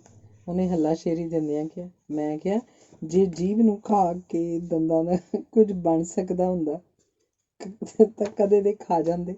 ਅਸੀਂ 2-4 ਮਿੰਟ ਫੇਰ ਇੱਕ ਦੂਜੇ ਵੱਲ ਬਿਤਰ ਤੱਕਦੇ ਰਹੇ। ਅਖੀਰ ਮੈਨੂੰ ਇੱਕ ਤਜਵੀਜ਼ ਸੁੱਝੀ। ਮੈਂ ਕਿਹਾ ਭਾਗਵਾਨੇ, ਮੈਂ ਔਖਾ ਸੁਖਾਲਾ ਸਰੀਰ ਤੇ ਆਤਮਾ ਵਿਚਕਾਰ ਚੱਲ ਰਹੇ ਧਰਮ ਯੁੱਧ ਨੂੰ ਥੋੜ੍ਹੀ ਦੇਰ ਹੋਰ ਲਮਕਾਉਂਦਾ। ਜੇ ਰੱਬ ਨੇ ਤੇਰਾ ਸੁਹਾਗ ਬਚਾਉਣਾ ਹੋਇਆ ਤਾਂ ਆਪੇ ਹੀ ਕੋਈ ਵਿਧੀ ਬਣਾਏਗਾ। ਗੁਰਬਾਣੀ ਕਹਿੰਦੀ ਹੈ, ਪ੍ਰਭ ਭਾਵੈ ਬਿਨ ਸਵਾਸ ਤੇ ਰੱਖੈ। ਖਬਰੇ ਮੈਂ ਬਚ ਹੀ ਰਵਾਂ। ਜੇ ਬਚ ਰਿਹਾ ਤਾਂ ਅੱਗੋਂ ਲਈ ਪੁੱਤਾਂ ਪੋਤਰਿਆਂ ਨੂੰ ਨਸੀਹਤ ਕਰ ਜਾਂਗਾ ਕਿ ਘਰ ਦਾਣੇ ਹੁੰਦੇ ਸੁੰਦੇ ਕਰਵੇ ਚੌਥ ਦੇ ਗੇੜ 'ਚ ਨਾ ਪੈਣ। ਤੂੰ ਇੰਝ ਕਰ, ਫਟਾਫਟ ਰੋਟੀ ਪਕਾ ਦੇ, ਕੜਾਹ ਬਣਾ ਦੇ, ਕੁਝ ਖੀਰ ਤਿਆਰ ਕਰ ਲੈ। ਪਰ ਜੀ ਅਜੇ ਤਾਂ ਵਰਤ ਛੁੱਟਣ 'ਚ ਬੜਾ ਵਕਤ ਪਿਆ, ਉਦੋਂ ਤੱਕ ਸਭ ਕੁਝ ਠੰਡਾ ਹੋ ਜਾਏਗਾ। ਉਹਨੇ ਤਰਲਾ ਮਾਰਿਆ। ਤੂੰ ਠੰਡੇ ਤੱਤੇ ਦੀ ਪਰਵਾਹ ਨਾ ਕਰ। ਜਿੱਥੇ ਜਾਨ ਦੀ ਬਾਜ਼ੀ ਲੱਗੀ ਹੋਈ ਉੱਥੇ ਠੰਡੇ ਤੱਤੇ ਦੇ ਰੌਲੇ 'ਚ ਨਹੀਂ ਪਈਦਾ। ਉਹਨੇ ਸਭ ਕੁਝ ਤਿਆਰ ਕੀਤਾ। ਭੋਜਨਾਂ ਦੀਆਂ ਖੁਸ਼ਬੂਆਂ ਸਹਾਰੇ ਮੈਂ ਅੱਧਾ ਘੰਟਾ ਹੋਰ ਮੌਤ ਦਾ ਟਾਲ ਮਟੋਲਾ ਕੀਤਾ। ਮੈਂ ਸ਼੍ਰੀਮਤੀ ਨੂੰ ਕਿਹਾ, ਜ਼ਰਾ ਆਂਢ ਗੁਆਂਢ ਤੋਂ ਪੁੱਛ ਲੈ, ਅੱਜ ਚੰਦ ਚੜ੍ਹੇਗਾ ਵੀ ਕਿ ਨਹੀਂ। ਐਸਾ ਨਾ ਹੋਵੇ ਮਗਰੋਂ ਧਾਂ ਮਾਰਦੀ ਫਿਰੇ। ਮੱਸਿਆ ਦੀ ਰਾਤ ਕਾਲੀ, ਹਾਏ ਵਿਛੋੜਾ ਪੈ ਗਿਆ ਮੱਸਿਆ ਦੀ ਰਾਤ। ਉਹ ਕੁਝ ਮੁਸਕਰਾਈ ਤੇ ਕਹਿਣ ਲੱਗੀ, ਸਾਰੇ ਸ਼ਹਿਰ ਨੇ ਵਰਤ ਰੱਖਿਆ, ਜਦੋਂ ਚੰਦ ਚੜ੍ਹੇਗਾ ਤੇ ਗੁੱਝਾ ਨਹੀਂ ਰਹਿਣ ਲੱਗਾ। ਭਲੀਏ ਲੋਕੇ, ਜਿਹੜੇ ਸਾਇੰਸਦਾਨ ਚੰਦ ਨੂੰ ਕਾਬੂ ਕਰਨ ਤੇ ਤੁਲੇ ਹੋਏ ਆ, ਪਤਾ ਨਹੀਂ ਇਹਨਾਂ ਤੋਂ ਡਰਦਾ ਚੰਦ ਕਿਧਰੇ 2 ਘੰਟੇ ਅੰਡਰਗਰਾਊਂਡ ਹੀ ਨਾ ਹੋ ਜਾਏ ਤੇ ਇੱਧਰ ਸਾਡਾ ਸੰਖ ਪੂਰਿਆ ਜਾਏ। ਸ਼੍ਰੀਮਤੀ ਨੇ ਭੋਜਨ ਤਿਆਰ ਕਰਕੇ ਮੇਰੇ ਨੇੜੇ ਲਿਆ ਰੱਖਿਆ। ਮੈਂ ਕਿਹਾ, ਰੋਟੀਆਂ ਦੀਆਂ ਬੁਰਕੀਆਂ ਕਰਕੇ ਦੇ। ਮੇਰੇ ਹੱਥਾਂ 'ਚ ਤਾਂ ਸੱਤਿਆ ਨਹੀਂ ਰਹੀ। ਚੰਦ ਚੜ੍ਹੇ ਤੋਂ ਮੇਰੇ ਕੋਲ ਬੁਰਕੀ ਨਹੀਂ ਟੁੱਟਣੀ। ਸ਼੍ਰੀਮਤੀ ਨੇ ਮੇਰੀ ਇੱਛਾ ਦਾ ਪਾਲਣ ਕਰਦਿਆਂ ਰੋਟੀਆਂ ਦੀਆਂ ਬੁਰਕੀਆਂ ਕਰਕੇ ਮੇਰੇ ਸਿਰਹਾਣੇ ਰੱਖ ਦਿੱਤੀਆਂ। ਕੁਝ ਚੂਰੀ ਰਲਾ ਦਿੱਤੀ, ਹਲਵਾ ਨੇੜੇ ਰੱਖ ਦਿੱਤਾ। ਭਾਵੇਂ ਸਾਰਾ ਕੁਝ ਹੁਣ ਮੇਰੇ ਨੇੜੇ ਪਿਆ ਸੀ, ਪਰ ਮੈਨੂੰ ਅਜੇ ਵੀ ਜਾਪਦਾ ਸੀ ਕਿ ਬੁੱਲ੍ਹਾਂ ਤੇ ਪਿਆਲੇ ਵਿਚਕਾਰ ਬੜਾ ਫਾਸਲਾ ਹੁੰਦਾ। ਮੈਨੂੰ ਕੜਲਾਂ ਪੈਣ ਲੱਗੀਆਂ। ਇੱਕ ਅਜੀਬ ਤਰ੍ਹਾਂ ਦੀ ਹਿੜਕੀ ਸ਼ੁਰੂ ਹੋ ਗਈ। ਮੈਂ ਸਮਝਿਆ ਮਰਨ ਵੇਲੇ ਕਫ ਵੱਜਦੀ ਹੁੰਦੀ ਹੈ, ਇਹ ਉਹ ਹੈ। ਮੇਰਾ ਸਿਰ ਚਕਰਾ ਗਿਆ, ਅੱਖਾਂ ਅੱਗੇ ਬਿਲਕੁਲ ਹਨੇਰਾ ਹੋ ਗਿਆ। ਇੰਨੇ ਨੂੰ ਗਲੀ 'ਚੋਂ ਕਿਸੇ ਦੀ ਰੋਣ ਦੀ ਆਵਾਜ਼ ਆਈ। ਮੈਂ ਝੱਟ ਇਸ ਨਤੀਜੇ 'ਤੇ ਪੁੱਜਾ ਕਿ ਕਰਵੇ ਚੌਥ ਵਾਲਾ ਮਰ ਗਿਆ ਤੇ ਉਹਦੇ ਘਰ ਦੇ ਰੋ ਰਹੇ ਹਨ। ਇੱਕ ਵਰਤ ਵਾਲਾ ਮਰਿਆ, ਸਮਝੋ ਦੂਜੇ ਦੀ ਵਾਰੀ ਆਈ। ਰਾਣੀ ਖੇਤ ਦੀ ਬਿਮਾਰੀ ਨਾਲ ਜਿਵੇਂ ਮੁਰਗੀਆਂ ਮਰਦੇ ਹਨ, ਇਸੇ ਤਰ੍ਹਾਂ ਅੱਜ ਵਰਤ ਵਾਲੇ ਚੜ੍ਹਾਈਆਂ ਕਰਨਗੇ। ਇਸ ਤੋਂ ਪਹਿਲਾਂ ਕਿ ਮੌਤ ਮੇਰੀ ਗਿੱਚੀ ਦਬੋਚਦੀ, ਮੈਂ ਚੂਰੀ ਵਾਲੇ ਛੰਨੇ ਨੂੰ ਹੱਥ ਪਾ ਲਿਆ। ਮਰ ਗਿਆ ਹੋਏ, ਕੋਈ ਵਰਤਾਂ ਦਾ ਮਾਰਿਆ। ਮੈਂ ਉੱਚੀ ਸਾਰੀ ਚੀਕ ਮਾਰੀ ਤੇ ਨਾਲ ਹੀ ਚੂਰੀ ਦਾ ਰੁੱਗ ਭਰ ਕੇ ਮੂੰਹ 'ਚ ਪਾ ਲਿਆ। ਫੇਰ ਚੱਲ ਸੋ ਚੱਲ, ਜੋ ਸਾਹਮਣੇ ਆਇਆ ਸਮੇਟਦਾ ਗਿਆ। ਹੁਣ ਅੱਖਾਂ 'ਚ ਇੰਨਾ ਚਾਨਣ ਆ ਗਿਆ ਸੀ ਕਿ ਮੈਂ ਹਨੇਰੇ 'ਚ ਖੜੀ ਸ਼੍ਰੀਮਤੀ ਸਿਆਣ ਸਕਦਾ ਸਾਂ। ਜ਼ਬਾਨ 'ਚ ਬੋਲਣ ਦੀ ਸ਼ਕਤੀ ਆ ਗਈ ਸੀ, ਕੰਨ ਸੁਣ ਸਕਣ ਦੀ ਸਮਰੱਥਾ ਲੈ ਆਏ ਸਨ। ਮੈਂ ਸਾਹਮਣੇ ਖੜੀ ਡੁਸ ਡੁਸ ਕਰਦੀ ਸ਼੍ਰੀਮਤੀ ਦੇ ਮੂੰਹ ਸੁਣਿਆ, ਬਸ ਪਾਤੀ ਪੂਰੀ। ਧੰਨਵਾਦ। ਅਗਲਾ ਲੇਖ ਹੈ, ਜਾਨ ਹਾਜ਼ਰ ਹੈ। ਜੇ ਮੈਨੂੰ ਤਤੜੀ ਨੂੰ ਪਤਾ ਹੁੰਦਾ ਕਿ ਕਵੀ ਜਨ ਨਾਲ ਵਿਆਹ ਕਰਵਾਉਣ ਦਾ ਕੀ ਫਲ ਮਿਲੇਗਾ ਤਾਂ ਮੈਂ ਨਗਰ ਢੰਡੋਰਾ ਫੇਰਦੀ। ਕਵੀ ਜਨਾਂ ਤੋਂ ਬਚਣ ਦਾ ਕੁੜੀਓ ਕਰੋ ਉਪਾਓ, ਇਹ ਸੋਨੇ ਦੇ ਹੋਣ ਪਏ ਤਾਂ ਵੀ ਨੇੜੇ ਨਾ ਜਾਓ। ਪਰ ਫਸ ਗਈ ਤਾਂ ਫਟਕਣ ਗਿਆ। ਉਖਲੀ 'ਚ ਸਿਰ ਦਿੱਤਾ ਤਾਂ ਮੂਲਿਆਂ ਦਾ ਕੀ ਡਰ। ਕਵੀ ਮਹਾਸ਼ੇ ਨੇ ਰਾਤ ਦਿਨ ਗੇੜੇ ਮਾਰਿਆ ਕਰਨੇ, ਕਦੀ ਮੇਰੀ ਸੁੰਦਰਤਾ ਦੀ ਤਾਰੀਫ, ਕਦੀ ਆਪਣੇ ਇਸ਼ਕ ਦੇ ਰੋਣੇ ਰੋਇਆ ਕਰਨੀ। ਹੇ ਹੁਸਨ ਜਵਾਨੀ ਦਾ ਮਾਣ ਨਾ ਕਰ, ਮੇਰੇ ਇਸ਼ਕ ਨੂੰ ਪਈ ਲਲਕਾਰ ਨਾ ਤੂੰ, ਤੇਰੇ ਨੈਣਾਂ ਦਾ ਡੰਗਿਆ ਮਰ ਰਿਹਾ ਹਾਂ, ਮੀ ਮਰੇ ਨੂੰ ਗੋਰੀਏ ਮਾਰ ਨਾ ਤੂੰ। ਜਦੋਂ ਮਿਲਣਾ ਤਾਂ ਕਹਿਣਾ, ਤੇ ਤੇਰਿਆਂ ਨੈਣਾਂ ਦਾ ਪੱਟਿਆ ਹਾਂ, ਭਾਵੇਂ ਰੱਖ ਲੈ ਤੇ ਭਾਵੇਂ ਮਾਰ ਦੇ ਤੂੰ। ਲਾਮ ਲਾਂਬੂ ਕਲੇਜੇ ਦੇ ਵਿੱਚ ਮੱਚਣ, ਭਾਵੇਂ ਸਾੜ ਦੇ ਤੇ ਭਾਵੇਂ ਠਾਰ ਦੇ ਤੂੰ। ਇੱਕ ਦਿਨ ਮੈਂ ਸਹਿਜ ਸੁਭਾਅ ਪੁੱਛਿਆ, ਕਵੀ ਜਨ ਮੈਨੂੰ ਲੈ ਕੇ ਕੀ ਕਰੇਗਾ। ਕਹਿਣ ਲੱਗਾ, ਮੀਨਾਕਸ਼ੀ ਜੀ, ਤੁਸੀਂ ਮੇਰੀ ਜਿੰਦ ਜਾਨ ਹੋ। ਤੁਹਾਨੂੰ ਪ੍ਰਾਪਤ ਕਰਕੇ ਮੈਂ ਚੱਕਰਵਰਤੀ ਰਾਜਾ ਹੋ ਜਾਵਾਂਗਾ। ਮੈਂ ਵੱਡੀਆਂ ਵੱਡੀਆਂ ਸਲਤਨਤਾਂ ਦਾ ਰਾਜਾ ਹੋ ਜਾਵਾਂਗਾ। ਮੈਂ ਆਕਾਸ਼ ਦੇ ਤਾਰੇ ਤੋੜ ਲਿਆਵਾਂਗਾ ਤੇ ਤੇਰੇ ਵਾਲਾਂ 'ਚ ਜੜ ਦਿਆਂਗਾ। ਮੈਂ ਪਤਾਲ ਦੇ ਹੀਰੇ ਕੱਢ ਲਿਆਵਾਂਗਾ ਤੇ ਤੇਰੀ ਝੋਲੀ ਭਰ ਦਿਆਂਗਾ। ਇਹ ਮੇਰੇ ਸੁਪਨਿਆਂ ਦੀ ਮਲਕਾ, ਤੂੰ ਇਹ ਨਾ ਪੁੱਛ ਕੇ ਮੈਂ ਤੇਰੇ ਲਈ ਕੀ ਕਰਾਂਗਾ। ਬਸ ਇੰਨਾ ਸਮਝ ਲੈ ਕਿ ਤੂੰ ਹਰ ਵੇਲੇ ਸਤਰੰਗੀ ਪੀਂਘ ਝੂਟਿਆ ਕਰੇਂਗੀ। ਮੈਂ ਹਾਂ ਕਰ ਦਿੱਤੀ।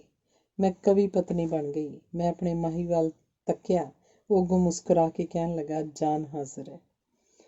ਜੀਮ ਜੇ ਆਖੇ ਮੈਨੂੰ ਸੋਹਣੀਏ ਤੂੰ, ਮੈਂ ਸੱਤੇ ਆਕਾਸ਼ ਹੀ ਤੋੜ ਸੁੱਟਾਂ। ਸੂਰਜ ਚੰਨ ਦੇ ਨੇ ਵੱਖੋ ਵੱਖ ਵੇਲੇ, ਹੁਕਮ ਕਰੇ ਤੇ ਦੋਹਾਂ ਨੂੰ ਜੋੜ ਸੁੱਟਾਂ।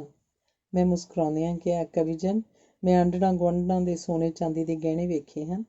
ਕਾਲੀਆਂ ਕਲੋਟੀਆਂ ਵੀ ਸੋਨੇ ਨਾਲ ਲੱਦੀਆਂ ਫਿਰਦੀਆਂ ਹਨ। ਕਈਆਂ ਦੇ ਗਲਾਂ 'ਚ ਸੁੱਚੇ ਮੋਤੀਆਂ ਦੀਆਂ ਮਾਲਾਂ ਹਨ। ਕਈ ਇਸਤਰੀਆਂ ਹੀਰੇ ਦੇ ਨਗ ਲਈ ਫਿਰਦੀਆਂ ਹਨ। ਤੁਸੀਂ ਮੈਨੂੰ ਵਿਆਹ ਵੇਲੇ ਸਿਰਫ ਇੱਕ ਗੇਂਦੇ ਦੇ ਫੁੱਲਾਂ ਦਾ ਹਾਰ ਪਾਇਆ। ਕਵੀ ਜਨ ਆਪਣੇ ਰੰਗ 'ਚ ਆ ਕੇ ਕਹਿਣ ਲੱਗੇ, ਮੇਰੇ ਸੁਪਨਿਆਂ ਦੀ ਮਲਕਾ ਜਾਨ ਹਾਜ਼ਰ ਹੈ। ਜੇ ਤੂੰ ਚਾਹਵੇਂ ਤਾਂ ਮੈਂ ਕੋਏ ਨੂਰ ਦਾ ਹੀਰਾ ਚੁੱਕ ਲਿਆਵਾਂ। ਮੈਂ ਮਲਕਾ ਵਿਕਟੋਰੀਆ ਦਾ ਤਾਜ ਮੇਰੇ ਸਿਰ 'ਤੇ ਰੱਖ ਦਿਆਂ। ਮੈਂ ਬੰਬਈ ਕਲਕੱਤੇ ਦਾ ਸਰਾਫਾ ਬਾਜ਼ਾਰ ਖਰੀਦ ਲਿਆਵਾਂ। ਪਰ ਸ਼ੇਰ ਅਰਜ਼ ਹੈ, ਗਹਿਣਿਆਂ ਦੀ ਕਾਹਨੂੰ ਗੱਲ ਕਰਨੀ।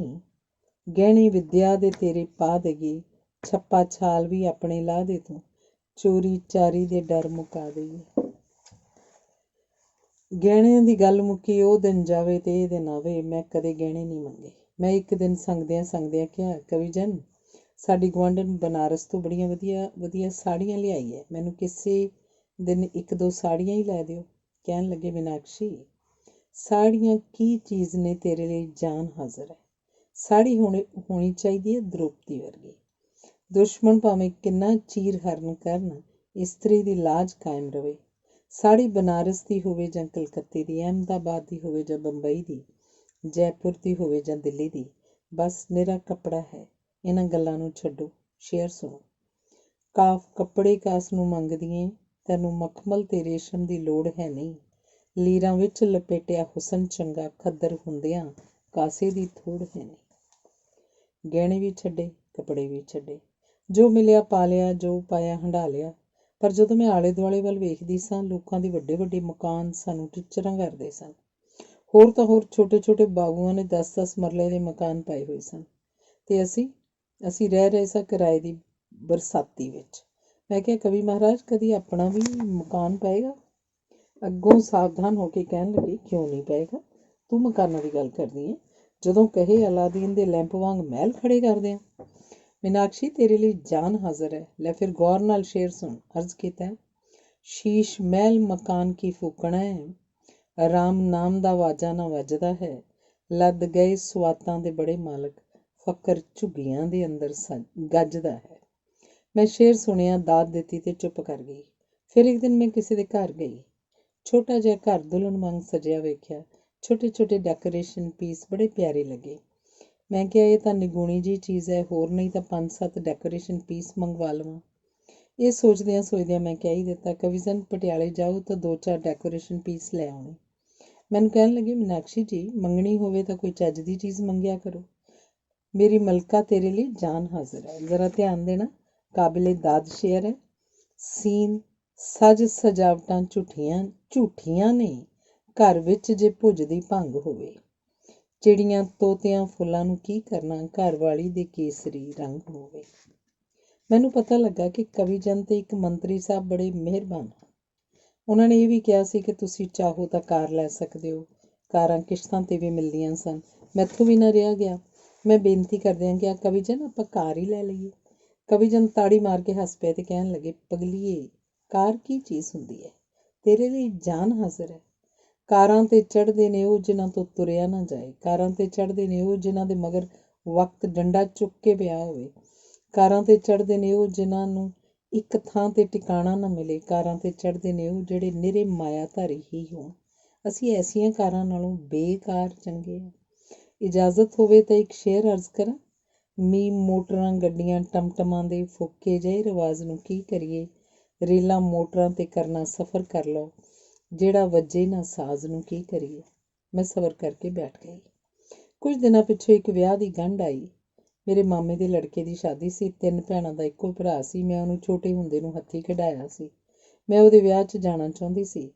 ਮੈਨੂੰ ਭੈਣ ਦੇ ਨਾਤੇ ਕੁਝ ਦੇਣਾ ਲੈਣਾ ਵੀ ਬਣਦਾ ਸੀ। ਮੈਂ ਬੜੇ ਚਾਅ ਨਾਲ ਅਧੀਨਗੀ ਨਾਲ ਕਿਹਾ, ਕਵੀ ਮਹਾਰਾਜ ਸਾਨੂੰ ਇਸ ਵਿਆਹ 'ਤੇ ਜਾਣਾ ਚਾਹੀਦਾ ਹੈ। ਕਵੀ ਜੀ ਬੜੀ ਮਸਤੀ ਨਾਲ ਕਹਿਣ ਲੱਗੇ, ਜ਼ਰੂਰ ਜਾਣਾ ਚਾਹੀਦਾ ਹੈ। ਮੇਰੇ ਵੱਲੋਂ ਹਰ ਰੋਜ਼ ਕਿਸੇ ਨਾ ਕਿਸੇ ਵਿਆਹ 'ਤੇ ਜਾਇਆ ਕਰੋ। ਮੈਂ ਤਾਂ ਚੰਨ ਜੀ ਤੁਹਾਡਾ ਚਕੋਰ ਹਾਂ, ਮੇਰੀ ਤਾਂ ਜਾਨ ਹਾਜ਼ਰ ਹੈ। ਅੱਜ ਇਸੇ ਵਿਆਹ ਦੀ ਖੁਸ਼ੀ ਵਿੱਚ ਇੱਕ ਸ਼ੇਰ ਸੁਣੋ। ਸ਼ੀਨ ਸ਼ਾਦੀਆਂ ਦਾ ਤੈਨੂੰ ਚਾਅ ਚੜ੍ਹਿਆ, ਸ਼ਾਦੀ ਆਪਣੀ ਦੇ ਕੌਲ ਭੁੱਲ ਗਈ ਏ। ਸੀਨ ਸੋਹਣੀ ਹੈ ਸਾਡੀ ਜਵਾਨੀ, ਉੱਤੇ ਤੂੰ ਤਾਂ ਵਾਂਗ ਹਨੇਰੀ ਦੇ ਝੁੱਲ ਗਈ ਹੈ। ਉਹ ਕਿਹੜਾ ਵਸਦਾ ਰਸਤਾ ਘਰ ਹੈ ਜਿੱਥੇ ਕੋਈ ਮਹਿਮਾਨ ਨਾ ਆਉਂਦਾ ਹੋਵੇ। ਮੇਰੇ ਪੇਕਿਆਂ ਦੀਆਂ ਰਿਸ਼ਤੇਦਾਰੀਆਂ ਦਾ ਤਾਂ ਜਾਲ ਵਿਛਿਆ ਹੋਇਆ। ਇੱਕ ਦਿਨ ਮੇਰੀ ਭੂਆ ਦੇ ਮਾਮੇ ਦੇ ਪੁੱਤ ਦੇ ਸਾਲੇ ਦੇ ਚਾਚੇ ਦੇ ਭਣੋਈਏ ਦੇ ਸਾਲੇ ਦਾ ਮੁੰਡਾ ਤੇ ਮੁੰਡੇ ਦੀ ਮਾਮੀ ਤੇ ਦੇ ਦਦਿਓਰੇ ਦੀ ਧੀ ਤੇ ਦੇ ਜੇਠ ਦੇ ਸਾਲੇ ਦਾ ਲੜਕਾ ਸਾਨੂੰ ਮਿਲਣ ਆ ਗਏ। ਮੈਂ ਕਵੀ ਨੂੰ ਕਿਹਾ, ਸਿਆਣੇ ਕਹਿੰਦੇ ਨੇ ਦਾਣਾ ਪਾਣੀ ਗੁਰੂ ਦਾ ਤੇ ਟਹਿਲ ਸੇਵਾ ਸਿੱਖਾਂ ਦੀ। ਸਾਨੂੰ ਇਹਨਾਂ ਮਹਿਮਾਨਾਂ ਦੀ ਸੇਵਾ ਕਰਨੀ ਚਾਹੀਦੀ ਹੈ। ਮੇਰੀ ਦਾਦੀ ਕਿਹਾ ਕਰਦੀ ਸੀ ਕਿ ਅਸਲ ਵਿੱਚ ਰੋਟੀ ਖਵਾਉਣ ਵਾਲਾ ਨਹੀਂ, ਖਾਣ ਵਾਲਾ ਭਾਗਾਂ ਵਾਲਾ ਜੀ ਹੁੰਦਾ ਹੈ, ਜਿਹਦੇ ਸਦਕੇ ਸਾਨੂੰ ਮੂੰਹ ਮਿੱਠਾ ਕਰਨ ਦਾ ਮੌਕਾ ਮਿਲਦਾ ਹੈ। ਮੇਰਾ ਜੀ ਕਰੇ ਇਹਨਾਂ ਮਹਿਮਾਨਾਂ ਲਈ ਵਿਸ਼ੇਸ਼ ਭੋਜਨ ਤਿਆਰ ਕੀਤਾ ਜਾਏ। ਮੈਂ ਹਿਰਦੇ ਦੀ ਆਵਾਜ਼ ਕਵੀ ਮਹਾਰਾਜ ਅੱਗੇ ਰੱਖੀ। ਕਹਿਣ ਲੱਗੇ, ਸਿਆਣੇ ਇਹ ਵੀ ਤਾਂ ਕਹਿੰਦੇ ਨੇ, ਘਰ ਖਾਧਾ ਪਰਾਹੁਣਿਆਂ, ਚਿੜੀਆਂ ਖਾਧਾ ਖੇਤ, ਦਾਨ ਕਰੇ ਤਾਂ ਕੀ ਕਰੇ, ਹਰ ਕੋਈ ਮੰਗਣ ਹੇਤ। ਮੀਨਾਕਸ਼ੀ ਜੀ, ਤੁਹਾਡੇ ਲਈ ਤੇ ਤੁਹਾਡੇ ਨਜ਼ਦੀਕੀ ਰਿਸ਼ਤੇਦਾਰਾਂ ਲਈ ਜਾਨ ਹਾਜ਼ਰ ਹੈ, ਪਰ ਜ਼ਰਾ ਇੱਕ ਸ਼ੇਰ ਵੱਲ ਵੀ ਧਿਆਨ ਦੇਣਾ। ਜੇ ਭੂਤਨੇ ਆਏ ਮਹਿਮਾਨ ਬਣ ਕੇ, ਜਿੱਥੇ ਲਟਕਦੇ ਹਾਂ ਉੱਥੇ ਲਟਕ ਜਾਵਣ। ਖੇ ਖਾਣ ਨੂੰ ਜੋ ਵੀ ਮਿਲੇ ਇੱਥੇ, ਸਾਡੇ ਨਾਲ ਬਹਿ ਕੇ ਵੈਸਾ ਝਟਕ ਜਾਵਣ। ਅਗਲੇ ਦਿਨ ਮੇਰੇ ਮਾਤਾ ਜੀ ਆ ਗਏ। ਇਹਨਾਂ ਨੂੰ ਪੁੱਛ ਕੇ ਉਹਨਾਂ ਨੂੰ ਚਿੱਠੀ ਪਾਈ ਸੀ। ਮਾਤਾ ਜੀ ਵੱਡੇ ਹਸਪਤਾਲ ਆਪਣੀਆਂ ਅੱਖਾਂ ਵਿਖਾਉਣੀਆਂ ਸਨ। ਮਾਤਾ ਜੀ ਕਵੀ ਮਹਾਰਾਜ ਨੂੰ ਬੜਾ ਪਿਆਰ ਕਰਦੇ ਸਨ ਤੇ ਹਰ ਦਿਨ ਦਿਹਾੜ ਤੇ ਇਹਨਾਂ ਨੂੰ ਮਾਇਆ ਦੇ ਗੱਫੇ ਬਖਸ਼ਿਆ ਕਰਦੇ ਸਨ। ਮੈਂ ਬੜੀ ਅਧੀਨਗੀ ਨਾਲ ਕਿਹਾ, ਕਵੀ ਰਾਜੇ, ਆਪਣੀ ਮਾਤਾ ਜੀ ਕੁਝ ਦਿਨ ਇੱਥੇ ਠਹਿਰਨਗੇ, ਸਾਨੂੰ ਇਹਨਾਂ ਦੀ ਸੇਵਾ ਕਰਨੀ ਚਾਹੀਦੀ ਹੈ। ਮੈਨੂੰ ਵਿੱਚੋਂ ਟੋਕ ਕੇ ਕਹਿਣ ਲੱਗੇ, ਮੀਨਾਕਸ਼ੀ ਜੀ, ਤੁਹਾਡੀ ਮਾਤਾ ਜੀ ਕੀ ਤੇ ਮੇਰੀ ਮਾਤਾ ਜੀ ਕੀ, ਦਾਸ ਦੀ ਤਾਂ ਜਾਨ ਹਾਜ਼ਰ ਹੈ। ਪਰ ਇੱਕ ਮਿੰਟ ਲਈ ਤੁਹਾਡਾ ਧਿਆਨ ਖਿੱਚਣਾ ਚਾਹੁੰਦਾ। ਇਸ ਪਰਥਾਏ ਸ਼ੇਰ ਅਰਜ਼ ਹੈ, ਸੀਨ ਸੱਸ ਤੇ ਸੀਨ ਹੀ ਸੱਪ ਰਲ ਕੇ ਜਦੋਂ ਸਾਹਮਣੇ ਕਿਸੇ ਦੇ ਆਉਂਦੇ ਨੇ, ਸਮਝਦਾਰ ਲੋਕੀ ਪਹਿਲਾਂ ਸੱਸ ਵਾਲਾ ਚੰਨੀਏ ਟਾਂਟਾ ਮੁਕਾਉਂਦੇ ਨੇ। ਮੇਰਾ ਦਿਲ ਬੜਾ ਉਦਾਸ ਸੀ। ਸੋਚਦੀ ਸਾਂ, ਜਾਈਏ ਤਾਂ ਕਿੱਧਰ ਜਾਈਏ। ਕਿਸੇ ਨੇ ਇੱਕ ਫਿਲਮ ਬਾਰੇ ਆ ਕੇ ਦੱਸਿਆ ਕਿ ਬੜੀ ਵਧੀਆ ਫਿਲਮ ਲੱਗੀ ਹੋਈ ਹੈ। ਮੇਰਾ ਜੀ ਕਰੇ ਫਿਲਮ ਹੀ ਦੇਖ ਆਈਏ। ਮੈਂ ਝਿਜਕਦਿਆਂ ਬੇਨਤੀ ਕੀਤੀ ਕਿ ਫਿਲਮ ਦੇਖ ਆਈਏ। ਕਵੀ ਜਨ ਉਛਲ ਕੇ ਕਹਿਣ ਲੱਗੇ, ਬੜਾ ਵਧੀਆ ਆਈਡੀਆ। ਮੀਨਾਕਸ਼ੀ, ਤੂੰ ਫਿਲਮ ਨੂੰ ਰੋਂਦੀ ਹੈ, ਸਾਡੀ ਤਾਂ ਤੇਰੇ ਲਈ ਜਾਨ ਹਾਜ਼ਰ ਹੈ। ਫਿਲਮ ਦੇਖੋ, ਬਾਈਸਕੋਪ ਦੇਖੋ, ਸਰਕਸ ਦੇਖੋ, ਥੀਏਟਰ ਦੇਖੋ, ਪੁਤਲੀਆਂ ਦਾ ਨਾਚ ਦੇਖੋ ਜਾਂ ਬਾਂਦਰਾਂ ਦਾ ਖੇਡਾ ਦੇਖੋ, ਰਿਛ ਦੀ ਕਹਾਣੀ ਸੁਣੋ ਜਾਂ ਤੋਪ ਚਲਾਉਣ ਵਾਲੇ ਤੋਤੇ ਦੇ ਕਰਤੱਵ ਦੇਖੋ, ਨਾਂਗੇ ਸੰਤਾਂ ਦਾ ਜਲੂਸ ਦੇਖੋ ਜਾਂ ਮਹਿੰਗਾਈ ਵਿਰੁੱਧ ਜਨਾਨੀਆਂ ਦਾ ਸਿਆਪਾ ਦੇਖੋ, ਟੈਲੀਵਿਜ਼ਨ ਦੇਖੋ ਜਾਂ ਰਾਕਟਾਂ ਦੀ ਨੁਮਾਇਸ਼ ਦੇਖੋ। ਸ਼੍ਰੀਮਤੀ ਮੀਨਾ ਕੁਮਾਰੀ ਜੀ, ਜੋ ਮਰਜ਼ੀ ਦੇਖੋ, ਪਰ ਬਿਹਤਰ ਹੈ ਕੁਝ ਨਾ ਦੇਖੋ ਤੇ ਕੰਮ ਦਾ ਸ਼ੇਰ ਸੁਣੋ। ਸੀਨ ਸਿਨਮਿਆਂ 'ਚ ਕੀ ਰੱਖਿਆ ਏ, ਨਿਰੇ ਸੁਪਨਿਆਂ ਦੀ ਉੱਥੇ ਗੱਲ ਹੁੰਦੀ, ਜਿਹਨੂੰ ਜ਼ਿੰਦਗੀ ਦੀ ਕਥਾ ਆਖਦੇ ਨੇ। ਨਾ ਉਹ ਅੱਜ ਹੁੰਦੀ, ਨਾ ਉਹ ਕੱਲ੍ਹ ਹੁੰਦੀ। ਸੜ ਗਏ ਲੇਖ ਤੇ ਮੱਚ ਗਈ ਮੈਂ। ਇੱਕਦਮ ਦੁਖੀ ਹੋ ਕੇ ਕਿਹਾ, ਮੇਰੇ ਪ੍ਰਭੂ, ਜੇ ਕਿਧਰੇ ਹੋਰ ਨਹੀਂ ਲਿਜਾ ਸਕਦੇ ਤਾਂ ਝੀਲ 'ਤੇ ਲੈ ਚਲੋ। ਉਹ ਡਾਰਲਿੰਗ, ਤੇਰੇ ਲਈ ਜਾਨ ਹਾਜ਼ਰ ਹੈ। ਝੀਲ ਕਹੇਂ ਝੀਲ, ਦਰਿਆ ਕਹੇਂ ਦਰਿਆ, ਪਹਾੜ ਕਹੇਂ ਪਹਾੜ, ਸਮੁੰਦਰ ਕਹੇਂ ਸਮੁੰਦਰ, ਕਸ਼ਮੀਰ ਕਹੇਂ ਕਸ਼ਮੀਰ, ਸਵਿਟਜ਼ਰਲੈਂਡ ਕਹੇਂ ਸਵਿਟਜ਼ਰਲੈਂਡ, ਜਿੱਥੇ ਕਹੇਂ ਮੈਂ ਤੈਨੂੰ ਲਿਜਾ ਸਕਦਾ। ਸਭ ਤੋਂ ਸਸਤੀ ਸੈਰ ਝੀਲ ਦੀ ਹੈ। ਮਹੀਨੇ ਦੇ ਆਖਰੀ ਹਫ਼ਤੇ 'ਚ ਸਭ ਤੋਂ ਵੱਧ ਰੌਣਕ ਝੀਲ 'ਤੇ ਹੁੰਦੀ ਹੈ, ਕਿਉਂਕਿ ਬਾਬੂਆਂ ਦੇ ਖੀਸੇ ਖਾਲੀ ਹੁੰਦੇ ਹਨ। ਉਹ ਬਾਲ ਬੱਚੇ ਨੂੰ ਝੀਲ ਹੀ ਵਿਖਾ ਸਕਦੇ ਹਨ। ਪਰ ਰਾਣੀਏ, ਇਹ ਝੀਲ ਵੀ ਬੜੀ ਅਜੀਬ ਸ਼ੈ ਹੈ। ਇਹਦੇ ਵਿੱਚ ਬੜੇ ਲੋਕਾਂ ਨੇ ਛਾਲਾਂ ਮਾਰੀਆਂ। ਮੋਤੀ ਰਾਮ ਦੀ ਲਾਸ਼ ਕੱਢਣ ਜਾਓ ਤਾਂ ਅੱਗੋਂ ਗੰਗਾ ਬਿਸ਼ਨ ਦਾ ਪਿੰਜਰ ਹੱਥ ਲੱਗ ਜਾਂਦਾ ਹੈ। ਝੀਲ 'ਤੇ ਜਾਣ ਦੀ ਥਾਂ ਮੂਡ ਠੀਕ ਹੋਵੇ ਤਾਂ ਇੱਕ ਸ਼ੇਰ ਸੁਣੋ। ਅਰਜ਼ ਕੀਤਾ ਜੀ, ਝੀਲ 'ਤੇ ਚੱਲਣਾ ਚਲੇ ਚੱਲੋ, ਛਾਲ ਨਾ ਕਿਧਰੇ ਮਾਰ ਦੇਣੀ, ਪਿੱਛੋਂ ਤੜਫਦੇ ਨਾ ਅਸੀਂ ਰਹਿ ਜਾਈਏ, ਤੇਰੇ ਪੇਕਿਆਂ ਨੂੰ ਪੈ ਜਾਏ ਤਾਰ ਦੇਣੀ। ਕਰਵਾ ਚੌਥ ਦਾ ਵਰਤ ਆ ਗਿਆ। ਮਹੱਲੇ ਦੀਆਂ ਸਾਰੀਆਂ ਜਨਾਨੀਆਂ ਨੇ ਵਰਤ ਰੱਖਣਾ ਸੀ। ਮੈਂ ਵੀ ਮਨ ਬਣਾ ਲਿਆ ਕਿ ਰੱਖ ਲਵਾਂ। ਵਰਤ ਲਈ ਮਾਮੂਲੀ ਜਿਹਾ ਸਮਾਨ ਚਾਹੀਦਾ ਸੀ। ਮੈਂ ਕਵੀ ਦੇਵਤੇ ਨੂੰ ਕਿਹਾ, ਆਗਿਆ ਦਿਓ ਤਾਂ ਕੁਝ ਸਹਾਇਤਾ ਵੀ ਕਰੋ ਤਾਂ ਮੈਂ ਕਰਵੇ ਚੌਥ ਦਾ ਵਰਤ ਰੱਖਾਂ। ਕਵਿਤਾ ਲਿਖਦੇ ਮੇਰੇ ਵੱਲ ਝਾਕ ਕੇ ਕਹਿਣ ਲੱਗੇ, ਤੂੰ ਸਾਡੀਆਂ ਸੁੱਖਾਂ ਲੋਚਦੀ ਹੈ ਮੀਨਾਕਸ਼ੀ, ਸਾਡੀ ਤੇਰੇ ਲਈ ਜਾਨ ਹਾਜ਼ਰ ਹੈ। ਵੇਖ, ਅੱਜ ਤੈਨੂੰ ਇੱਕ ਮੌਕੇ ਦਾ ਸ਼ੇਰ ਸੁਣਾਈਏ। ਅਰਜ਼ ਕੀਤਾ ਜੀ, ਵੇ ਵਰਤ ਦਾ ਬੜਾ ਰਿਵਾਜ਼ ਪੁੱਠਾ, ਭਾਵੇਂ ਹਾਜ਼ਮੇ ਨੂੰ ਕਰਦਾ ਠੀਕ ਸੱਜਣੀ, ਕਰਵਾ ਚੌਥ ਹੋਵੇ ਕਰਵਾ ਅੱਠ ਹੋਵੇ, ਭੁੱਖੇ ਰਹਿਣ ਦੀ ਕਾਹਦੀ ਤਰੀਕ ਸੱਜਣੀ। ਇੱਕ ਇੱਕ ਕਰਕੇ ਚਾਅ ਕਿਰਦੇ ਗਏ। ਜੋ ਵੀ ਹਸਰਤ ਉੱਠੀ ਉਹਦਾ ਮੈਂ ਆਪ ਗਲ ਘੁੱਟ ਸੁੱਟਿਆ। ਮਨ ਨਾਲ ਫੈਸਲਾ ਕਰ ਲਿਆ ਕਿ ਜਾਨ ਜਾਂਦੀ ਹੈ ਜਾਵੇ, ਕਵੀ ਮਹਾਰਾਜ ਤੋਂ ਕੁਝ ਨਹੀਂ ਮੰਗਣਾ। ਹੋਰ ਤਾਂ ਹੋਰ ਘਰ ਦੀਆਂ ਸਧਾਰਨ ਲੋੜਾਂ ਬਾਰੇ ਵੀ ਵਾਹ ਲੱਗਦਿਆਂ ਖਾਮੋਸ਼ੀ ਇਖਤਿਆਰ ਕਰ ਲੈਣੀ। ਪਰ ਰਸੋਈ ਦਾ ਬੁਰਾ ਹਾਲ ਸੀ। ਨਾ ਲੱਕੜਾਂ, ਨਾ ਕੋਲੇ, ਨਾ ਮਿੱਟੀ ਦਾ ਤੇਲ। ਚੁੱਲ੍ਹਾ ਤਪੇ ਤਾਂ ਕਿਵੇਂ ਤਪੇ। ਮੈਂ ਦੁਖੀ ਹੋ ਕੇ ਕਿਹਾ, ਮੇਰੇ ਸਰਤਾਜ ਘਰ 'ਚ ਕਿਸੇ ਕਿਸਮ ਦਾ ਕੋਈ ਬਾਲਣ ਨਹੀਂ। ਲੱਕੜਾਂ, ਕੋਲੇ ਤੇ ਮਿੱਟੀ ਦਾ ਤੇਲ ਮੁੱਕ ਗਿਆ। ਕਿਰਪਾ ਕਰਕੇ ਚੁੱਲ੍ਹਾ ਤਪਾਉਣ ਲਈ ਕੁਝ ਲਿਆਓ। ਕਵੀ ਜਨ ਫਿਰ ਮੁਸਕਰਾਉਂਦੇ ਹੋਏ ਕਹਿਣ ਲੱਗੇ, ਵਾਹ ਸ਼੍ਰੀਮਤੀ ਵਾਹ, ਫੇਰ ਕੀ ਹੋਇਆ ਜੇ ਘਰ 'ਚ ਲੱਕੜਾਂ, ਕੋਲੇ ਤੇ ਮਿੱਟੀ ਦਾ ਤੇਲ ਮੁੱਕ ਗਿਆ। ਤੁਹਾਡੇ ਲਈ ਪਾਤਸ਼ਾਹ ਜਾਨ ਹਾਜ਼ਰ ਹੈ। ਲੱਕੜਾਂ ਦਾ ਕੀ ਹੈ, ਦੇਸ਼ ਦੇ ਸਾਰੇ ਜੰਗਲ ਸਾਡੇ ਹਨ। ਜਿਸ ਦਿਨ ਚਾਹਵੇਂ ਸ਼ਾਹੀ ਲੱਕੜ ਹਾਰਾ ਬਣ ਵਿਖਾਵਾਂ। ਚੰਨਣ ਦੀਆਂ ਕਹੇ ਚੰਨਣ ਦੀਆਂ ਲੱਕੜਾਂ ਤੋੜ ਲਿਆਵਾਂ, ਕਿੱਕਰ ਦੀਆਂ ਕਹੇ ਕਿੱਕਰ ਦੀਆਂ ਲਾਹ ਲਿਆਵਾਂ। ਰਹੀ ਗੱਲ ਕੋਲੇ ਦੀ, ਲੱਕੜ ਦਾ ਕੋਲਾ ਜਾਂ ਪੱਥਰ ਦਾ ਕੋਇਲਾ, ਜਿਹੜਾ ਕਹੇ ਟਰੱਕਾਂ ਦੇ ਟਰੱਕ ਲਿਆ ਦਿਆ। ਪਰ ਸਿਆਣੇ ਕਹਿੰਦੇ ਆ ਕੋਲਿਆਂ ਦੀ ਦਲਾਲੀ 'ਚ ਮੂੰਹ ਕਾਲਾ ਹੁੰਦਾ। ਅਸੀਂ ਟਰੱਕ ਲਿਆ ਕੇ ਕੀ ਕਰਨਾ, ਇਹ ਕੰਮ ਡੀਪੂ ਵਾਲਿਆਂ ਦਾ। ਪਰ ਫਿਰ ਵੀ ਕੋਇਲੇ ਦੀਆਂ ਕਸਰਾਂ ਕੱਢ ਦਿਆਂਗਾ। ਰਹੀ ਗੱਲ ਮਿੱਟੀ ਦੇ ਤੇਲ ਦੀ, ਅਜੇ ਕੱਲ੍ਹ ਹੀ ਅਖਬਾਰ 'ਚ ਛਪਿਆ ਕਿ ਗੁਜਰਾਤ 'ਚ ਮਿੱਟੀ ਦੇ ਤੇਲ ਦੇ ਖੂਹ ਲੱਭੇ ਪਏ ਹਨ। ਭਾਰਤ ਵਰਸ਼ ਵਾਲੇ ਇੰਨਾ ਮਿੱਟੀ ਦਾ ਤੇਲ ਕੀ ਕਰਨਗੇ? ਆਖਿਰਕਾਰ ਸਾਡੇ ਘਰਾਂ 'ਚ ਹੀ ਮੱਚਣਾ। ਇਸ਼ਨਾਨ ਚਾਹੇ ਤਾਂ ਮਿੱਟੀ ਦੇ ਤੇਲ ਨਾਲ ਸਾਰੇ ਟੱਬਰ ਦਾ ਇਸ਼ਨਾਨ ਕਰਵਾ ਦਿਆਂਗੇ। ਪਰ ਛੱਡ ਗੱਲਾਂ ਮਿੱਟੀ ਦੇ ਤੇਲ ਦੀਆਂ, ਮੇਰੇ ਵੱਲ ਆਪਣਾ ਸਵਿਚ ਆਨ ਕਰੋ ਤੇ ਸ਼ੇਰ ਸੁਣੋ। ਲੱਕੜਾਂ ਤੇ ਕਿਆ ਢੁਕਵਾਂ ਸ਼ੇਰ ਹੈ ਮੀਨਾਕਸ਼ੀ ਜੀ। ਲਾਮ ਲੱਕੜਾਂ ਦੀ ਗੱਲ ਛੇੜ ਕੇ ਤੇ ਸਾਡਾ ਮੂਡ ਵਿਗਾੜ ਕੇ ਰੱਖ ਦਿੱਤਾ। ਮਹਾਂਕਾਵ ਦੇ ਨਹੀਂ ਵੱਡੇ ਸੁਪਨਿਆਂ ਦਾ ਸਾਡਾ ਖੁੰਡ ਹੀ ਪਾੜ ਕੇ ਰੱਖ ਦਿੱਤਾ। ਮੈਂ ਸ਼ੇਰ ਸੁਣ ਕੇ ਜ਼ਰਾ ਦੁਖੀ ਹੋਈ। ਉਹਨਾਂ ਵੱਲ ਗੁੱਸੇ ਭਰੀਆਂ ਨਜ਼ਰਾਂ ਨਾਲ ਦੇਖਿਆ। ਗੁੱਸੇ ਦਾ ਜਵਾਬ ਗੁੱਸੇ 'ਚ ਦੇਣ ਦੀ ਥਾਂ ਮੁਸਕਰਾ ਕੇ ਕਹਿਣ ਲੱਗੇ, ਤੂੰ ਕੱਲ੍ਹ ਨੂੰ ਕਹਿਣਾ ਲੱਕੜੀ ਜਲ ਕਰ ਕੋਇਲਾ ਭਈ, ਕੋਇਲਾ ਜਲ ਕਰ ਖਾਕ, ਮੈਂ ਪਾਪਣ ਐਸੀ ਜਲੀ ਕੋਇਲਾ ਭਈ ਨਾ ਖਾਕ। ਇੱਕ ਕੋਇਲਾ ਉਹ ਹੁੰਦਾ ਜਿਹਦਾ ਹੀਰਾ ਬਣ ਜਾਂਦਾ ਤੇ ਇੱਕ ਕੋਇਲਾ ਉਹ ਹੁੰਦਾ ਜਿਹਦੀ ਸੁਆਹ ਵੀ ਕਿਸੇ ਕੰਮ ਨਹੀਂ ਆਉਂਦੀ। ਜੇ ਕੋਲੇ ਦੇ ਅੰਦਰਲਾ ਸੇਕ ਬਾਹਰਲੇ ਸੇਕ ਨਾਲੋਂ ਤੇਜ਼ ਹੋਵੇ ਕੋਇਲਾ ਹੀਰਾ, ਤੇ ਬਾਹਰਲਾ ਸੇਕ ਅੰਦਰਲੇ ਨਾਲੋਂ ਤੇਜ਼ ਹੋਵੇ ਤੇ ਕੋਇਲਾ ਸੜ ਕੇ ਸੁਆਹ ਹੋ ਜਾਂਦਾ। ਮੀਨਾਕਸ਼ੀ, ਘਰ 'ਚ ਕੋਇਲਾ ਹੋਵੇ ਜਾਂ ਨਾ ਹੋਵੇ, ਪਰ ਆਪਣਾ ਅੰਦਰਲਾ ਸੇਕ ਤੇਜ਼ ਰੱਖੋ, ਭੀਤਰ ਦੀ ਅੱਗ ਨੂੰ ਮਘਦਿਆਂ ਰੱਖੋ। ਲਓ ਫਿਰ ਇੱਕ ਹੋਰ ਸ਼ੇਰ ਅਰਜ਼ ਹੈ। ਕਾਫ ਕੋਇਲੇ ਦੀ ਘਰ 'ਚ ਖਾਨ ਹੋਵੇ, ਕੰਮ ਫੇਰ ਅੰਗੀਠੀ ਦਾ ਚੱਲਦਾ ਹੈ। ਕੋਲੇ ਮੁੱਕ ਗਏ ਆ, ਕੋਲੇ ਮੁੱਕ ਗਏ ਆ, ਰੋਣਾ ਰੋਜ਼ ਰਹਿੰਦਾ ਇਸੇ ਗੱਲ ਦਾ ਹੈ। ਲੈ ਹੁਣ ਅਗਲਾ ਸ਼ੇਰ ਮਿੱਟੀ ਦੇ ਤੇਲ ਬਾਰੇ, ਜੋ ਕਾਲੀਦਾਸ ਵਰਗੇ ਮਹਾਂਕਵੀਆਂ ਨੂੰ ਇਹੋ ਜਿਹੇ ਸ਼ੇਰ ਨਹੀਂ ਸੁੱਝਿਆ ਹੋਏਗਾ। ਕਾਬਲੇ ਗੌਰ ਸ਼ੇਰ ਹੈ, ਮੇਰੇ ਵੱਲ ਧਿਆਨ ਦੇਣਾ ਬਾਦਸ਼ਾਹੋ। ਮਿੱਟੀ ਦੇ ਤੇਲ ਦਾ ਆਇਆ ਤੋੜਾ, ਕਿਹੜੇ ਖੂਹ 'ਚੋਂ ਪੀਪੇ ਭਾਰਾਂ ਵਾਂ। ਡਾਲ ਡੀਪੂਆਂ ਤੇ ਲੱਗੀ ਭੀੜ ਦਿਸੇ, 2 ਬੋਤਲਾਂ ਕੀ ਲੈ ਕੇ ਘਰ ਜਾਵਾਂ। ਸ਼੍ਰੀਮਤੀ ਤੂੰ ਯਕੀਨ ਜਾਣ, ਤੇਰੇ ਲਈ ਸਾਡੀ ਹਰ ਵੇਲੇ ਜਾਨ ਹਾਜ਼ਰ ਹੈ। ਸਿਆਲ ਦਾ ਗਿਆ ਘਰ, ਬੱਚਿਆਂ ਦੇ ਗਲ ਕੋਈ ਕੱਪੜਾ ਨਹੀਂ ਸੀ। ਆਪਣਾ ਤਾਂ ਜਿਵੇਂ ਹੋਇਆ ਸਾਰ ਲਿਆ, ਪਰ ਬੱਚਿਆਂ ਦਾ ਦੁੱਖ ਝੱਲਿਆ ਨਾ ਜਾਵੇ। ਮੈਂ ਕਸੀਸ ਵੱਟ ਕੇ ਬੱਚਿਆਂ ਦੇ ਕੱਪੜਿਆਂ ਬਾਰੇ ਬੇਨਤੀ ਕਰ ਹੀ ਦਿੱਤੀ। ਕਵੀ ਮਹਾਰਾਜ ਕਹਿਣ ਲੱਗੇ, ਮੀਨਾਕਸ਼ੀ ਜੀ ਸਾਡੇ ਬੱਚੇ ਕੀ ਨੇ? 2 ਗੁਲਾਬ ਦੇ ਫੁੱਲ ਨੇ, ਇੱਕ ਲੜਕਾ ਇੱਕ ਲੜਕੀ।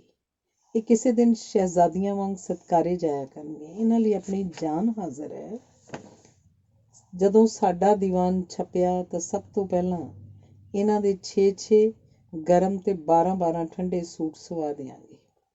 ਪਰ ਅਜੇ ਤਾਂ ਇਹਨਾਂ ਨੂੰ ਸ਼ੇਰ ਸੁਣਾਉਣਾ ਚਾਹੀਦਾ ਹੈ। ਬੱਚਿਆਂ ਦਾ ਮੈਨੂੰ ਫਿਕਰ ਖਾਵੇ, ਥਾਂ ਬਿਸਕਟਾਂ ਦੇ ਝੱਗੇ ਚੱਬਦੇ ਨੇ। ਬਾਲ ਬਖਸ਼ ਕੇ ਰਾਸ਼ਨ ਲਕੋ ਗਿਆ ਉਹ, ਕੈਸੇ ਰੰਗ ਇਹ ਸੋਹਣੀਏ ਰੱਬ ਦੇ ਨੇ। ਵੇਖ ਲਈ ਕਵੀ ਦੀ ਦੁਨੀਆ, ਕਰ ਲਿਆ ਉਸ ਨਾਲ ਨਿਰਭਾ। ਕਦੀ ਕਦੀ ਬੱਚਿਆਂ ਨੂੰ ਵੇਖ ਕੇ ਤਰਸ ਆਉਣਾ, ਵਰਨਾ ਹਰ ਵੇਲੇ ਮਰ ਜਾਣ ਬਾਰੇ ਸੋਚਦਾ ਰਹਿਣਾ। ਇੱਥੇ ਜਿਉਂਦੇ ਰਹਿਣ ਲਈ ਕੁਝ ਦਿਸਦਾ ਹੀ ਨਹੀਂ ਸੀ। ਮੇਰੀਆਂ ਅੱਖਾਂ ਅੱਗੇ ਹਨੇਰਾ ਹੀ ਹਨੇਰਾ ਸੀ। ਮਰ ਜਾਣ ਨੂੰ ਮੈਂ ਬੁਜ਼ਦਿਲੀ ਸਮਝਦੀ ਸੀ, ਪਰ ਡੁੱਬਦੀ ਨੂੰ ਤਿਣਕੇ ਦਾ ਸਹਾਰਾ ਵੀ ਨਹੀਂ ਸੀ ਦਿਸਦਾ। ਕਰਾਂ ਤੇ ਕੀ ਕਰਾਂ? ਮੇਰੀਆਂ ਅੱਖਾਂ ਅੱਗੇ ਬਾਰ-ਬਾਰ ਉਹਨਾਂ ਦਿਨਾਂ ਦੇ ਝੋਲੇ ਪਿਆ ਕਰਨ ਜਦੋਂ ਮੇਰਾ ਕਵੀ ਮੇਰੇ ਲਈ ਤੜਫਿਆ ਕਰਦਾ ਸੀ। ਪਰ ਅੱਜ ਵੀ ਉਹਨੇ ਕੋਈ ਬੇਵਫਾਈ ਨਹੀਂ ਸੀ ਕੀਤੀ। ਅੱਜ ਵੀ ਉਹਦੀ ਜਾਨ ਹਾਜ਼ਰ ਸੀ। ਪਰ ਮੈਂ ਜ਼ਿੰਦਗੀ ਦੀਆਂ ਹਕੀਕਤਾਂ ਹੱਥੋਂ ਪਰੇਸ਼ਾਨ ਸਾਂ। ਉਹ ਸੁਪਨਿਆਂ ਦੀ ਲੋਰ ਤੋਂ ਬਾਹਰ ਨਹੀਂ ਸੀ ਆਉਣਾ ਚਾਹੁੰਦਾ ਤੇ ਜ਼ਿੰਦਗੀ ਮੌਤ ਦੇ ਵਿਚਕਾਰ ਇੱਕ ਯੁੱਧ ਹੋ ਰਿਹਾ ਸੀ। ਅਖੀਰ ਮੈਂ ਧਰਤੀ ਤੋਂ ਚਲੇ ਜਾਣ ਬਾਰੇ ਫੈਸਲਾ ਕਰ ਲਿਆ। ਮੈਂ ਉਹਨਾਂ ਨੂੰ ਬੜੇ ਜ਼ੋਰ ਨਾਲ ਕਿਹਾ, ਮੈਨੂੰ ਸੰਖੀਆ ਲਿਆ ਦਿਓ। ਉਹ ਖਿੜਖਿੜਾ ਕੇ ਹੱਸ ਪਏ ਤੇ ਕਹਿਣ ਲੱਗੇ, ਮੀਨਾਕਸ਼ੀ ਸੰਖੀਆ ਕਿਉਂ? ਤੇਰੀ ਆਈ ਮੈਂ ਮਰ ਜਾ, ਤੇਰਾ ਵਾਲ ਵਿੰਗਾ ਨਾ ਹੋਵੇ। ਸੱਜਣੀ ਅੱਖਾਂ ਖੋਲ ਕੇ ਤੱਕ, ਤੇਰੇ ਲਈ ਜਾਨ ਹਾਜ਼ਰ ਹੈ, ਜਾਨ ਹਾਜ਼ਰ ਹੈ, ਹਾਜ਼ਰ ਹੈ। ਇਹ ਜਾਨ ਤੇਰੇ ਲਈ ਹਾਜ਼ਰ ਹੈ। ਛੱਡ ਸੰਖੀਏ ਦੀਆਂ ਗੱਲਾਂ ਤੇ ਗੌਰ ਨਾਲ ਸ਼ੇਰ ਸੁਣ। ਇਹ ਐਸਾ ਸ਼ੇਰ ਹੈ ਕਿ ਮੁਕਰਰ ਕਰਦੀ ਫਿਰੇਂਗੀ। ਸੀਨ ਸੰਖੀਆ ਮਿਲੇ ਨਾ ਸਾਫ਼ ਕਿਧਰੇ, ਇਹਦੇ ਵਿੱਚ ਮਿਲਾਵਟਾਂ ਭਾਰੀਆਂ ਨੇ। ਸਾਨੂੰ ਨਾਲ ਹੀ ਸੋਹਣੀਏ ਲਈ ਜਾਣਾ, ਸੁਰਗਾਂ ਵਾਸਤੇ ਜੇ ਤਿਆਰੀਆਂ ਨੇ। ਧੰਨਵਾਦ। ਅਗਲਾ ਲੇਖ ਹੈ ਡਾਕਟਰ ਤਵਾਜ਼ਨ। ਵੱਡੀ ਬੇਬੇ ਕਹਿੰਦੀ ਕਮਲ ਪਾਗਲ ਹੋ ਗਈ ਹੈ। ਪੜ੍ਹਦਿਆਂ ਪੜ੍ਹਦਿਆਂ ਇਹਦਾ ਦਿਮਾਗ ਚੁੱਕਿਆ ਗਿਆ। ਕਿੱਡੀ ਚੰਗੀ ਕੁੜੀ ਸੀ, ਚੰਦਰੀਆਂ ਪੜ੍ਹਾਈਆਂ ਨੇ ਪਾਗਲ ਕਰਤੀ। ਇਹਨੂੰ ਛੇਤੀ ਦਿਮਾਗੀ ਮਰੀਜ਼ਾਂ ਦੇ ਮਾਹਰ ਡਾਕਟਰ ਤਵਾਜ਼ਨ ਨੂੰ ਵਿਖਾਉਣਾ ਚਾਹੀਦਾ। ਤੇ ਮੇਰੇ ਚਾਚਾ ਜੀ ਮੈਨੂੰ ਇਸ ਮੰਨੇ ਪ੍ਰਮੰਨੇ ਸਾਈਕੈਟ੍ਰਿਸਟ ਡਾਕਟਰ ਤਵਾਜ਼ਨ ਪਾਸ ਲੈ ਆਏ। ਡਾਕਟਰ ਤਵਾਜ਼ਨ ਨੇ ਦੱਸਿਆ ਕਿ ਮੈਨੂੰ ਦੱਸਿਆ ਗਿਆ ਕਿ ਮੈਂ MA ਫਿਲਾਸਫੀ ਵਿੱਚੋਂ ਫੇਲ ਹੋ ਗਈ ਹਾਂ। ਕੁਝ ਫਿਲਾਸਫੀ ਨੇ ਤੇ ਕੁਝ ਫੇਲ ਹੋਣ ਨੇ ਮੇਰਾ ਦਿਮਾਗ ਚੁੱਕ ਦਿੱਤਾ ਹੈ। ਡਾਕਟਰ ਸਾਹਿਬ ਚਾਚਾ ਜੀ ਨੂੰ ਕਹਿਣ ਲੱਗੇ, ਤੁਸੀਂ ਬੜਾ ਚੰਗਾ ਕੀਤਾ ਲੜਕੀ ਨੂੰ ਵੇਲੇ ਸਿਰ ਲੈ ਆਏ, ਵਰਨਾ ਇਸ ਦੀ ਬਿਮਾਰੀ ਨੇ ਕ੍ਰੋਨਿਕ ਸ਼ਕਲ ਅਖਤਿਆਰ ਕਰ ਲੈਣੀ ਸੀ। ਫਿਰ ਇਹਨੇ ਗਲੀਆਂ ਮੁਹੱਲਿਆਂ 'ਚ ਚੀਕਾਂ ਮਾਰਦੇ ਫਿਰਿਆ ਕਰਨਾ ਸੀ। ਹੁਣ ਜੇ ਤੁਸੀਂ ਸੱਚਮੁੱਚ ਇਹਦਾ ਇਲਾਜ ਕਰਾਉਣਾ ਚਾਹੁੰਦੇ ਹੋ ਤਾਂ ਇਹਨੂੰ ਮੇਰੇ ਕਲੀਨਿਕ 'ਚ ਦਾਖਲ ਕਰਵਾ ਜਾਓ। ਜਦੋਂ ਇਹ ਠੀਕ ਹੋ ਗਈ ਇਹਨੂੰ ਲੈ ਜਾਣਾ। ਮੈਂ ਕੋਈ ਵਾਇਲੈਂਟ ਨਹੀਂ ਸਾਂ, ਸਿਰਫ ਫਿਲਾਸਫੀ ਦੀਆਂ ਗੱਲਾਂ ਕਰਦੀ ਸੀ। ਗੱਲਾਂ ਕਰਦੀ ਕਰਦੀ ਕੁਝ ਐਬਸੈਂਟ ਮਾਈਂਡਡ ਹੋ ਗਈ ਸਾਂ। ਘਰਦਿਆਂ ਨੇ ਸਮਝਿਆ ਪਾਗਲ ਹੋ ਗਈ ਹੈ। ਨਤੀਜੇ ਦੇ ਤੌਰ 'ਤੇ ਮੈਂ ਡਾਕਟਰ ਤਵਾਜ਼ਨ ਦੇ ਕਲੀਨਿਕ 'ਚ ਦਾਖਲ ਕਰ ਲਈ ਗਈ ਸਾਂ। ਡਾਕਟਰ ਸਾਹਿਬ ਪਹਿਲੇ ਦਿਨ ਮੇਰਾ ਦਿਮਾਗੀ ਮੁਆਇਨਾ ਕਰਨ ਲੱਗੇ। ਮੈਨੂੰ ਪੁੱਛਿਆ, ਕਵਲ ਜੀ ਇਹ ਦੱਸੋ ਭਲਾ ਕਬੂਤਰ ਕਬੂਤਰੀ ਦਾ ਜੋੜ ਚੰਗਾ ਹੁੰਦਾ ਕਿ ਮੁਰਗੇ ਮੁਰਗੀ ਦਾ? ਮੈਂ ਕਿਹਾ ਆਰਥਿਕ ਤੌਰ 'ਤੇ ਮੁਰਗੇ ਮੁਰਗੀ ਦਾ, ਰੋਮਾਂਟਿਕ ਤੌਰ 'ਤੇ ਕਬੂਤਰ ਕਬੂਤਰੀ ਦਾ ਜੋੜਾ ਚੰਗਾ ਹੁੰਦਾ ਅਤੇ ਅਸਥੈਟਿਕ ਤੌਰ 'ਤੇ ਹੰਸਾਂ ਦਾ। ਉਹ ਵੈਰੀ ਗੁੱਡ, ਤੇਰਾ ਇਲਾਜ ਫੌਰਨ ਹੋ ਜਾਏਗਾ। ਮੈਂ ਵੱਡੇ ਵੱਡੇ ਦਿਮਾਗੀ ਮਰੀਜ਼ਾਂ ਨੂੰ ਤੰਦਰੁਸਤ ਕੀਤਾ। ਕਵਲ ਤੂੰ ਤਾਂ ਨੋਰਮੈਲਿਸੀ ਦੀ ਲਾਈਨ ਦੇ ਬਿਲਕੁਲ ਨਜ਼ਦੀਕ ਖਲੋਤੀ ਹੈ। ਮੈਂ ਵੀ ਹੈਰਾਨ ਸੀ, ਐਡੀ ਹੋਣਹਾਰ ਲੜਕੀ ਦਾ ਮੈਂਟਲ ਡਿਸਆਰਡਰ ਕਿਵੇਂ ਹੋ ਸਕਦਾ? ਅੱਛਾ, ਤੂੰ ਅੱਜ ਤੋਂ ਮੇਰੀ ਅਸਿਸਟੈਂਟ ਸਾਈਕੈਟ੍ਰਿਸਟ ਰਹੀ। ਮੈਂ ਕਿਹਾ ਜੀ, ਉਹ ਕਿਸ ਤਰ੍ਹਾਂ? ਡਾਕਟਰ ਤਵਾਜ਼ਨ ਬੋਲੇ, ਮੈਂ ਮਰੀਜ਼ਾਂ ਨੂੰ ਵੇਖਿਆ ਕਰਾਂਗਾ, ਤੂੰ ਉਹਨਾਂ ਦੇ ਪਾਰਟੀਕੂਲਰ ਨੋਟ ਕਰਿਆ ਕਰੇ। 1 ਹਫ਼ਤੇ ਬਾਅਦ ਤੈਨੂੰ ਮਹਿਸੂਸ ਹੋਏਗਾ ਕਿ ਤੂੰ ਜ਼ਿੰਦਗੀ ਵਿੱਚ ਕਾਮਯਾਬ ਸਾਈਕੈਟ੍ਰਿਸਟ ਬਣ ਸਕਦੀ ਹੈ। ਮੈਂ ਨੋਟਬੁੱਕ ਰੱਖ ਲਈ ਅਤੇ ਡਾਕਟਰ ਸਾਹਿਬ ਦੇ ਕੇਸਾਂ ਬਾਰੇ ਨਾਲ ਲਿਖਣਾ ਸ਼ੁਰੂ ਕੀਤਾ। ਡਾਕਟਰ ਸਾਹਿਬ ਮੈਨੂੰ ਐਬਨੋਰਮਲ ਕੇਸਾਂ ਬਾਰੇ ਲੈਕਚਰ ਦਿੰਦੇ ਗਏ ਅਤੇ ਮੈਂ ਸੁਣਦੀ ਗਈ। ਮੈਂ ਸਵਾਲ ਪੁੱਛਦਿਆਂ ਗਿਆ, ਡਾਕਟਰ ਸਾਹਿਬ ਐਬਨੋਰਮਲ ਕੇਸਾਂ ਬਾਰੇ ਤਾਂ ਤੁਹਾਡੇ ਵਿਚਾਰ ਸਪਸ਼ਟ ਹਨ, ਜਿਹੜੇ ਬੰਦੇ ਬਿਲਕੁਲ ਨੋਰਮਲ ਹੁੰਦੇ ਹਨ ਉਹਨਾਂ ਬਾਰੇ ਤੁਹਾਡੀ ਕੀ ਰਾਏ ਹੈ? ਡਾਕਟਰ ਸਾਹਿਬ ਕਹਿਣ ਲੱਗੇ, ਮਿਸ ਕੰਵਲ, ਅੱਜ ਤੱਕ ਮੈਨੂੰ ਤਾਂ ਆਪਣੀ ਜ਼ਿੰਦਗੀ 'ਚ ਕੋਈ ਨੋਰਮਲ ਕੇਸ ਨਹੀਂ ਮਿਲਿਆ। ਤੁਹਾਡੀ ਨਜ਼ਰ 'ਚ ਜੇ ਕੋਈ ਐਸਾ ਕੇਸ ਹੋਵੇ ਤਾਂ ਉਹਨੂੰ ਮੇਰੇ ਪਾਸ ਲੈ ਆਓ। ਮੈਂ ਨੋਰਮਲ ਨੂੰ ਠੀਕ ਕਰਕੇ ਐਬਨੋਰਮਲ ਬਣਾ ਸਕਦਾ ਅਤੇ ਫਿਰ ਐਬਨੋਰਮਲ ਦਾ ਮੁਕੰਮਲ ਇਲਾਜ ਕਰ ਸਕਦਾ। ਡਾਕਟਰ ਤਵਾਜ਼ਨ ਕਹਿੰਦੇ ਗਏ, ਇੱਕ ਆਦਮੀ ਮੇਰੇ ਪਾਸ ਐਸਾ ਲਿਆਂਦਾ ਗਿਆ ਜਿਹੜਾ ਆਪਣੇ ਆਪ ਨੂੰ ਹਾਥੀਪੁਰ ਦਾ ਜਾਨਸ਼ੀਨ ਸਮਝਦਾ ਸੀ। ਮੈਂ 2 ਮਹੀਨੇ ਲਾ ਕੇ ਉਹਨੂੰ ਠੀਕ ਕੀਤਾ। ਜਦੋਂ ਉਹ ਇੰਨਾ ਠੀਕ ਹੋ ਗਿਆ ਕਿ ਜਾਨਸ਼ੀਨੀ ਦੇ ਸੁਪਨੇ ਲੈਣੇ ਹਟ ਗਿਆ ਤਾਂ ਮੈਂ ਉਹਨੂੰ ਛੁੱਟੀ ਕਰ ਦਿੱਤੀ। ਕੁਝ ਦਿਨਾਂ ਬਾਅਦ ਹਾਥੀਪੁਰ ਵੱਲੋਂ ਮੈਨੂੰ ਚਿੱਠੀ ਆਈ ਕਿ ਉਹਨਾਂ ਦੇ ਜਾਨਸ਼ੀਨ ਨੂੰ ਫੌਰਨ ਰਾਜਧਾਨੀ 'ਚ ਭੇਜਿਆ ਜਾਏ। ਪਰ ਮਰੀਜ਼ ਰਾਜ਼ੀ ਹੋ ਕੇ ਕਿਧਰੇ ਸਾਧਾਂ ਦੇ ਡੇਰੇ ਚਲਿਆ ਜਾ ਚੁੱਕਾ ਸੀ ਅਤੇ ਮੇਰੇ 'ਚ ਇੰਨੀ ਹਿੰਮਤ ਨਹੀਂ ਸੀ ਕਿ ਮੈਂ ਉਹਨੂੰ ਭਾਲਦਾ ਫਿਰਦਾ। ਆਪਣੇ ਮਰੀਜ਼ਾਂ ਦਾ ਜ਼ਿਕਰ ਕਰਦੇ ਕਰਦੇ ਡਾਕਟਰ ਸਾਹਿਬ ਮੈਨੂੰ ਕਹਿਣ ਲੱਗੇ, ਕਵਲ ਤੂੰ ਜਾਂ ਤੇਰਾ ਕੋਈ ਵਾਰਸ ਇਹ ਗੱਲ ਕਵੇ ਜਾਂ ਨਾ ਕਵੇ, ਪਰ ਮੈਨੂੰ ਪਤਾ ਹੈ ਕਿ ਤੂੰ ਵੀ ਕਿਸੇ ਮਹਾਰਾਜੇ ਦੀ ਧੀ ਹੈ। ਡਾਕਟਰ ਸਾਹਿਬ ਨੇ ਲਾਡ ਨਾਲ ਮੇਰੇ ਸਿਰ 'ਤੇ ਪੋਲਾ ਜਿਹਾ ਧੱਫਾ ਮਾਰਿਆ ਅਤੇ ਉੱਚੀ ਸਾਰੀ ਬੋਲੇ, Prince Kanwal is an heir a path to some Maharaja. ਇੱਕ ਫੌਜੀ ਕਪਤਾਨ ਨੂੰ ਉਹਦੇ 2 ਭਰਾ ਖਿੱਚ ਧੂ ਕੇ ਡਾਕਟਰ ਸਾਹਿਬ ਵੱਲ ਲੈ ਕੇ ਆਏ। ਉਹਨਾਂ ਨੇ ਮਰੀਜ਼ ਤੋਂ ਓਹਲੇ ਨਾਲ ਦੱਸਿਆ, ਸਾਡਾ ਫੌਜੀ 7 ਦਿਨ ਲਗਾਤਾਰ ਰੰਮ ਪੀਂਦਾ ਰਿਹਾ। ਅਖੀਰ ਦਿਮਾਗੀ ਤਵਾਜ਼ਨ ਗੁਆ ਬੈਠਾ ਹੈ। ਪਰਸੋਂ ਰਾਤ ਜਦੋਂ ਬਹੁਤ ਪੀ ਗਿਆ ਤਾਂ ਇਹਨੇ ਆਪਣਾ ਪਿਸਤੌਲ ਕੱਢ ਲਿਆ ਅਤੇ ਹਵਾ 'ਚ 3 ਫਾਇਰ ਕੀਤੇ। ਕਪਤਾਨ ਫਾਇਰ ਕਰਦਾ ਕਰਦਾ ਕਿਸੇ ਔਰਤ ਦਾ ਨਾਮ ਲੈ ਕੇ ਗਾਲਾਂ ਕੱਢ ਰਿਹਾ ਸੀ। ਡਾਕਟਰ ਸਾਹਿਬ ਮਰੀਜ਼ ਦੀ ਹਿਸਟਰੀ ਸੁਣਨ ਪਿੱਛੋਂ ਕਹਿਣ ਲੱਗੇ, ਮਰੀਜ਼ ਨੂੰ ਇਹਦੀ ਪ੍ਰੇਮਿਕਾ ਧੋਖਾ ਦੇ ਗਈ ਹੈ। ਅਖਬਾਰ 'ਚ ਫੌਰਨ ਕਿਸੇ ਔਰਤ ਦੀ ਖੁਦਕੁਸ਼ੀ ਕਰਨ ਦੀ ਖਬਰ ਛਪਵਾਓ ਅਤੇ ਕਪਤਾਨ ਨੂੰ ਯਕੀਨ ਕਰਵਾ ਦਿਓ ਕਿ ਮਰਨ ਵਾਲੀ ਔਰਤ ਕੋਈ ਹੋਰ ਨਹੀਂ ਸਗੋਂ ਕਪਤਾਨ ਦੀ ਆਪਣੀ ਪ੍ਰੇਮਿਕਾ ਸੀ। ਇਹ ਖਬਰ ਸੁਣ ਕੇ ਕਪਤਾਨ ਸਾਹਿਬ ਧਾਹਾਂ ਮਾਰ ਕੇ ਰੋਣਗੇ। ਜਿੰਨਾ ਰੋਣਗੇ ਓਡੀ ਛੇਤੀ ਇਹਨਾਂ ਦੀ ਸ਼ਰਾਬ ਲੱਥ ਜਾਏਗੀ। ਜਿੰਨੀ ਛੇਤੀ ਸ਼ਰਾਬ ਲੱਥ ਜਾਏਗੀ ਓਡੀ ਛੇਤੀ ਮਨ ਤੋਂ ਕ੍ਰੋਧ ਉਤਰ ਜਾਏਗਾ ਅਤੇ ਕਪਤਾਨ ਸਾਹਿਬ ਫੇਰ ਝੱਟ ਫਰੰਟ 'ਤੇ ਜਾਣ ਵਾਲੇ ਹੋ ਜਾਣਗੇ। ਸਮਝੇ?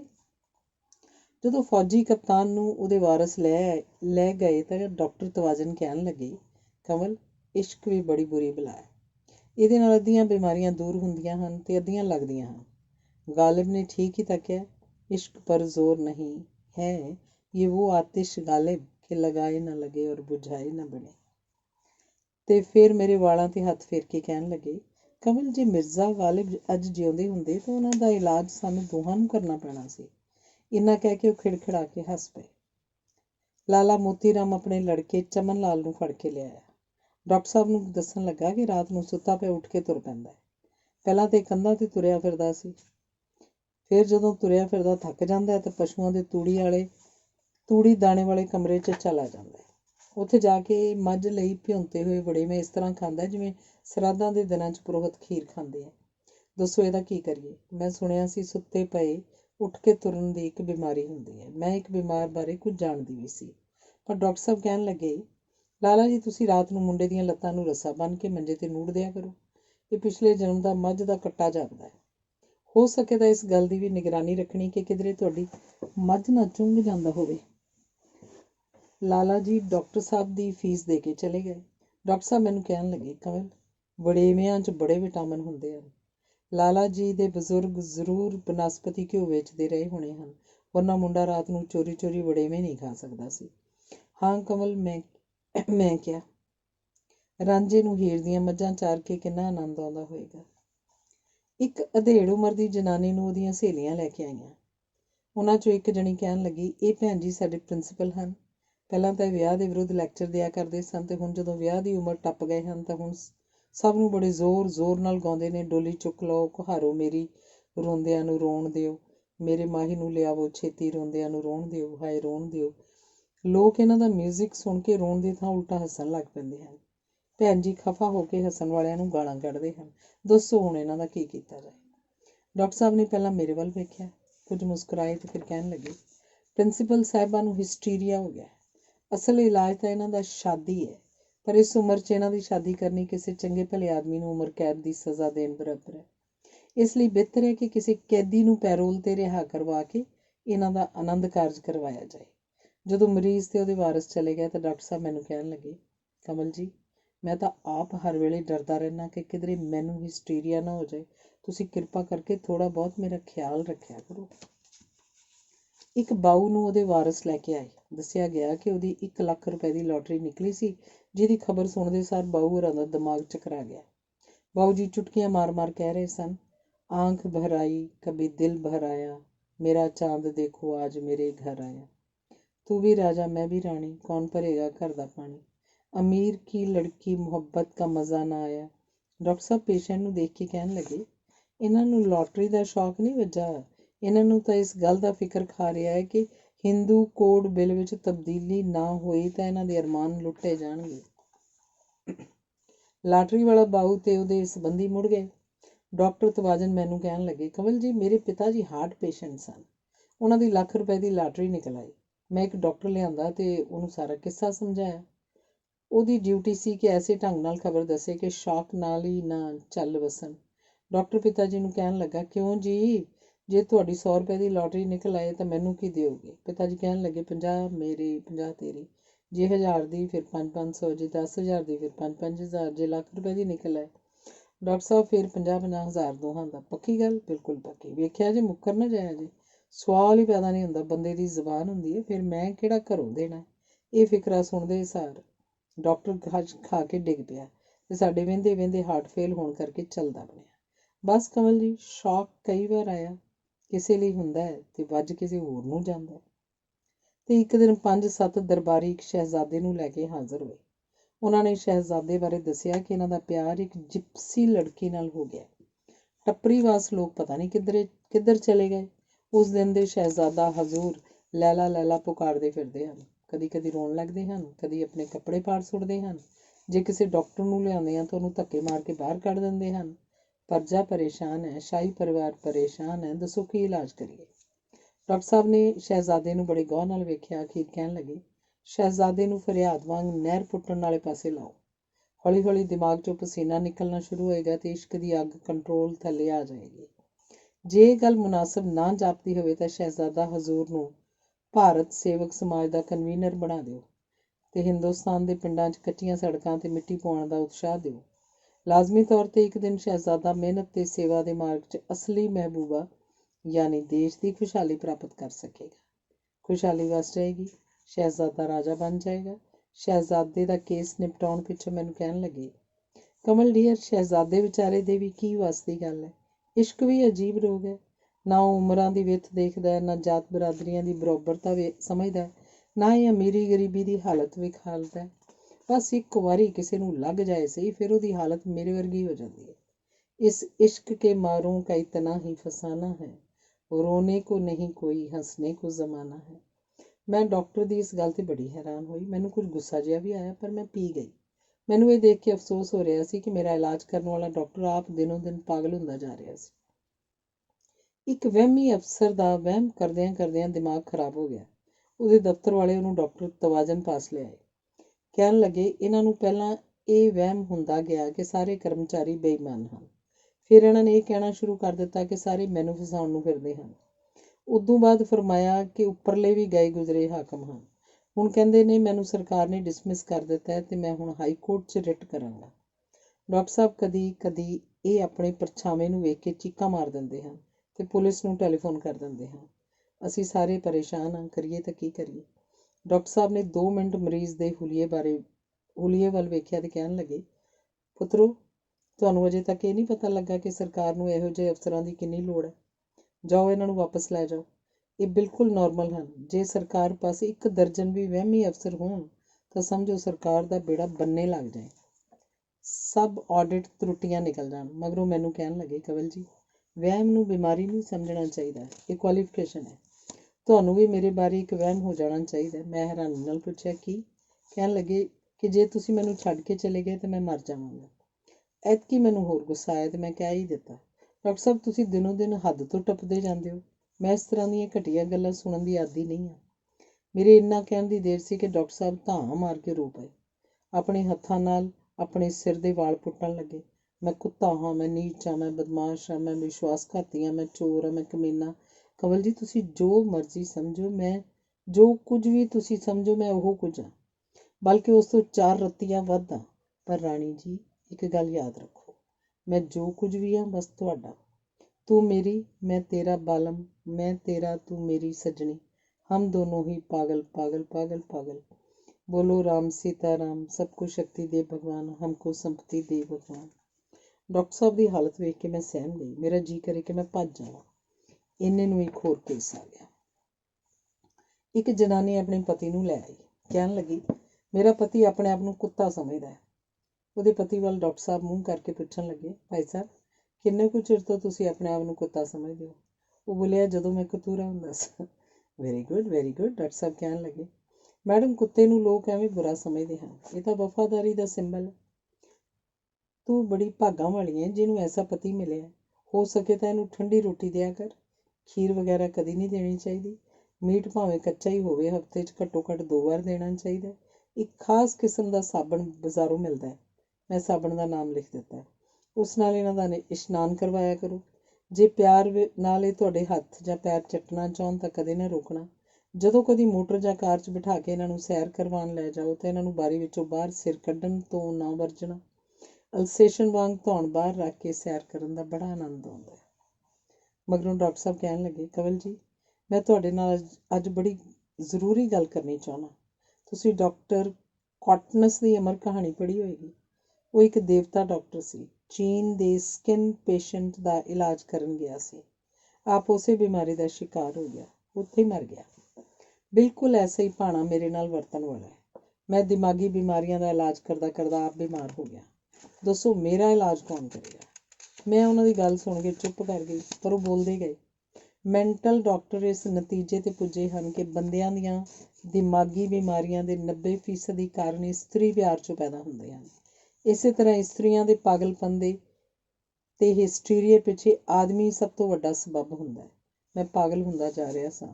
ਮੈਨੂੰ ਮੇਰੀ ਕਮਲ ਨੇ ਪਾਗਲ ਕਰ ਦਿੱਤਾ ਹੈ। ਨਾ ਕਮਲ ਫਿਲਾਸਫੀ ਦੀ ਸਟੂਡੈਂਟ ਬਣਦੀ, ਨਾ ਪਾਗਲ ਹੁੰਦੀ, ਨਾ ਪਾਗਲ ਹੁੰਦੀ, ਨਾ ਮੇਰੇ ਨਾਲ ਵਾਹ ਪੈਂਦਾ, ਨਾ ਮੇਰੇ ਨਾਲ ਵਾਹ ਪੈਂਦਾ ਅਤੇ ਨਾ ਮੈਨੂੰ ਪਾਗਲ ਕਰਦੀ। ਮੇਰੀ ਕਮਲ, ਇਹ ਗੱਲ ਜਿਓਮੈਟ੍ਰੀਕਲ ਸਾਬਤ ਹੋ ਗਈ ਹੈ ਕਿ ਹਮ ਦੋਨੋਂ ਪਾਗਲ ਹੈ। ਪਾਗਲ ਹੈ ਜੀ, ਪਾਗਲ ਹੈ। ਸੁਣ ਲਓ ਲੋਕੋ, ਪਾਗਲ ਹੈ। ਸਭੇ ਬੋਲੋ ਪਾਗਲ ਹੈ, ਉੱਚੀ ਬੋਲੋ ਪਾਗਲ ਹੈ। ਡਾਕਟਰ ਸਾਹਿਬ ਸ਼ੁਦਾਈਆਂ ਵਾਂਗ ਇਹ ਮੁਹਾਰਨੀ ਬੁਲਾ ਰਹੇ ਸਨ ਕਿ ਇੱਕ ਹੋਰ ਮਰੀਜ਼ ਆ ਗਿਆ। 2 ਮੌਲਵੀ ਇੱਕ ਕਾਫਰ ਨੂੰ ਨੂੜ ਕੇ ਲਿਆਏ ਸਨ।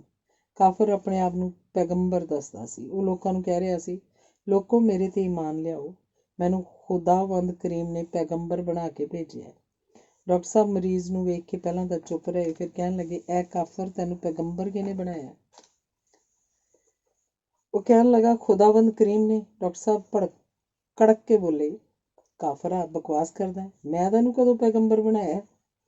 ਕਾਫਰ ਚੁੱਪ ਕਰ ਗਿਆ। ਦੋਵੇਂ ਮੌਲਵੀ ਡਾਕਟਰ ਸਾਹਿਬ ਦੇ ਮੂੰਹ ਵੱਲ ਵੇਖਣ ਲੱਗੇ। ਡਾਕਟਰ ਸਾਹਿਬ ਕਹਿਣ ਲੱਗੇ, ਮੈਂ ਤੁਹਾਨੂੰ ਵੀ ਆਪਣੀ ਠੇਕੇਦਾਰੀ ਤੋਂ ਅਲਵਿਦਾ ਕਰ ਦੇਣਾ। ਮੈਂ ਇਸ ਵਾਸਤੇ ਤਾਂ ਨਹੀਂ ਸੀ ਤੁਹਾਨੂੰ ਇਸ ਮੁਤਬਰਕ ਕੰਮ ਤੇ ਲਗਾਇਆ ਕਿ ਤੁਸੀਂ ਮੂਰਖ ਕਾਫਰਾਂ ਨੂੰ ਖਿੱਚੀ ਫਿਰੋ। ਤੁਸੀਂ ਜੇ ਭਲੀ ਚਾਹੁੰਦੇ ਹੋ ਤਾਂ ਦੁਨੀਆ ਵਿੱਚ ਇਸ ਗੱਲ ਦਾ ਵਾਜ਼ ਕਰੋ ਕਿ ਖੁਦਾਵੰਦ ਕਰੀਮ ਹੁਣ ਸੈਕੂਲਰ ਹੋ ਗਏ ਹਨ। ਮੌਲਵੀ ਭਾਈਆਂ ਤੇ ਪੰਡਤਾਂ ਨਾਲੋਂ ਮੁੱਖ ਮੰਤਰੀਆਂ ਤੇ MLAs ਨੂੰ ਵਧੇਰੇ ਪਿਆਰ ਕਰਦੇ ਹਨ, ਕਿਉਂਕਿ ਇਹ ਲੋਕ ਸੈਕੂਲਰਿਜ਼ਮ ਦੀ ਪੈਦਾਵਾਰ ਹਨ। ਮਜ਼ਹਬ ਦਾ ਝਗੜਾ ਛੱਡੋ, ਸਾਰੇ ਰਲ ਕੇ ਰਹੋ। ਫੌਰਨ ਚਲੇ ਜਾਓ ਇੱਥੋਂ। ਮੌਲਵੀਆਂ ਨੇ ਸਲਾਮ ਕੀਤਾ ਤੇ ਚਲੇ ਗਏ। ਕਾਫਰ ਨੇ ਮੱਥਾ ਟੇਕਿਆ ਤੇ ਉਹ ਵੀ ਭੱਜ ਗਿਆ। ਮਾਡਰਨ ਖੁਦਾਵੰਦ ਕਰੀਮ ਦੇ ਸਾਹਮਣੇ ਹੁਣ ਮੈਂ ਹੀ ਰਹਿ ਗਈ ਸੀ। ਉਹ ਮੈਨੂੰ ਕਹਿਣ ਲੱਗੇ, ਕਮਲ ਰਾਣੀ, ਬੋਲ, ਤੂੰ ਖੁਦਾਵੰਦ ਕਰੀਮ ਦੀ ਖੁਦਾਈ ਬਣਨਾ ਚਾਹੁੰਦੀ ਹੈ ਕਿ ਨਹੀਂ? ਮੈਂ ਡਰਦਿਆਂ ਸਿਰ ਝੁਕਾਇਆ। ਉਹ ਫਿਰ ਕੜਕ ਕੇ ਬੋਲੇ, हम जानी जान है। हाँ, तुम हमसे डरती हो। डर कर नहीं, प्यार करके बोलो कि तुम हमारी हो कि नहीं। हम पागल ही सही, हम तुमको प्यार करता है। ਮੈਨੂੰ ਡਾਕਟਰ ਸਾਹਿਬ ਤੇ ਬੜਾ ਤਰਸ ਆਇਆ। ਮੈਂ ਸਿਜਦਾ ਕਰਕੇ ਕਿਹਾ, ਇੱਕ ਪਗਲੀ ਤੁਹਾਡੇ ਦੁਆਰ ਦਿਮਾਗੀ ਇਲਾਜ ਲਈ ਆਈ ਸੀ। ਉਹਦਾ ਇਲਾਜ ਕਰਦਿਆਂ ਕਰਦਿਆਂ ਤੁਸੀਂ ਆਪਣਾ ਦਿਮਾਗ ਹਿਲਾ ਬੈਠੇ ਹੋ। ਜੇ ਮੈਨੂੰ ਹਾਸਲ ਕਰਕੇ ਤੁਸੀਂ ਮੁੜ ਸਾਈਕੈਟਰਿਸਟ ਬਣ ਸਕਦੇ ਹੋ ਤਾਂ ਮੈਂ ਤਿਆਰ ਹਾਂ। ਡਾਕਟਰ ਸਾਹਿਬ ਮੇਰੀ ਗੱਲ ਸੁਣ ਕੇ ਕਹਿ ਕਹੇ ਮਾਰਨ ਲੱਗੇ। ਉਹ ਕਹਿ ਰਹੇ ਸਨ, ਜਿਨ੍ਹਾਂ ਨੇ ਪਿਆਰ ਕੀਤਾ ਉਹਨਾਂ ਨੇ ਪ੍ਰਭੂ ਨੂੰ ਪਾਇਆ।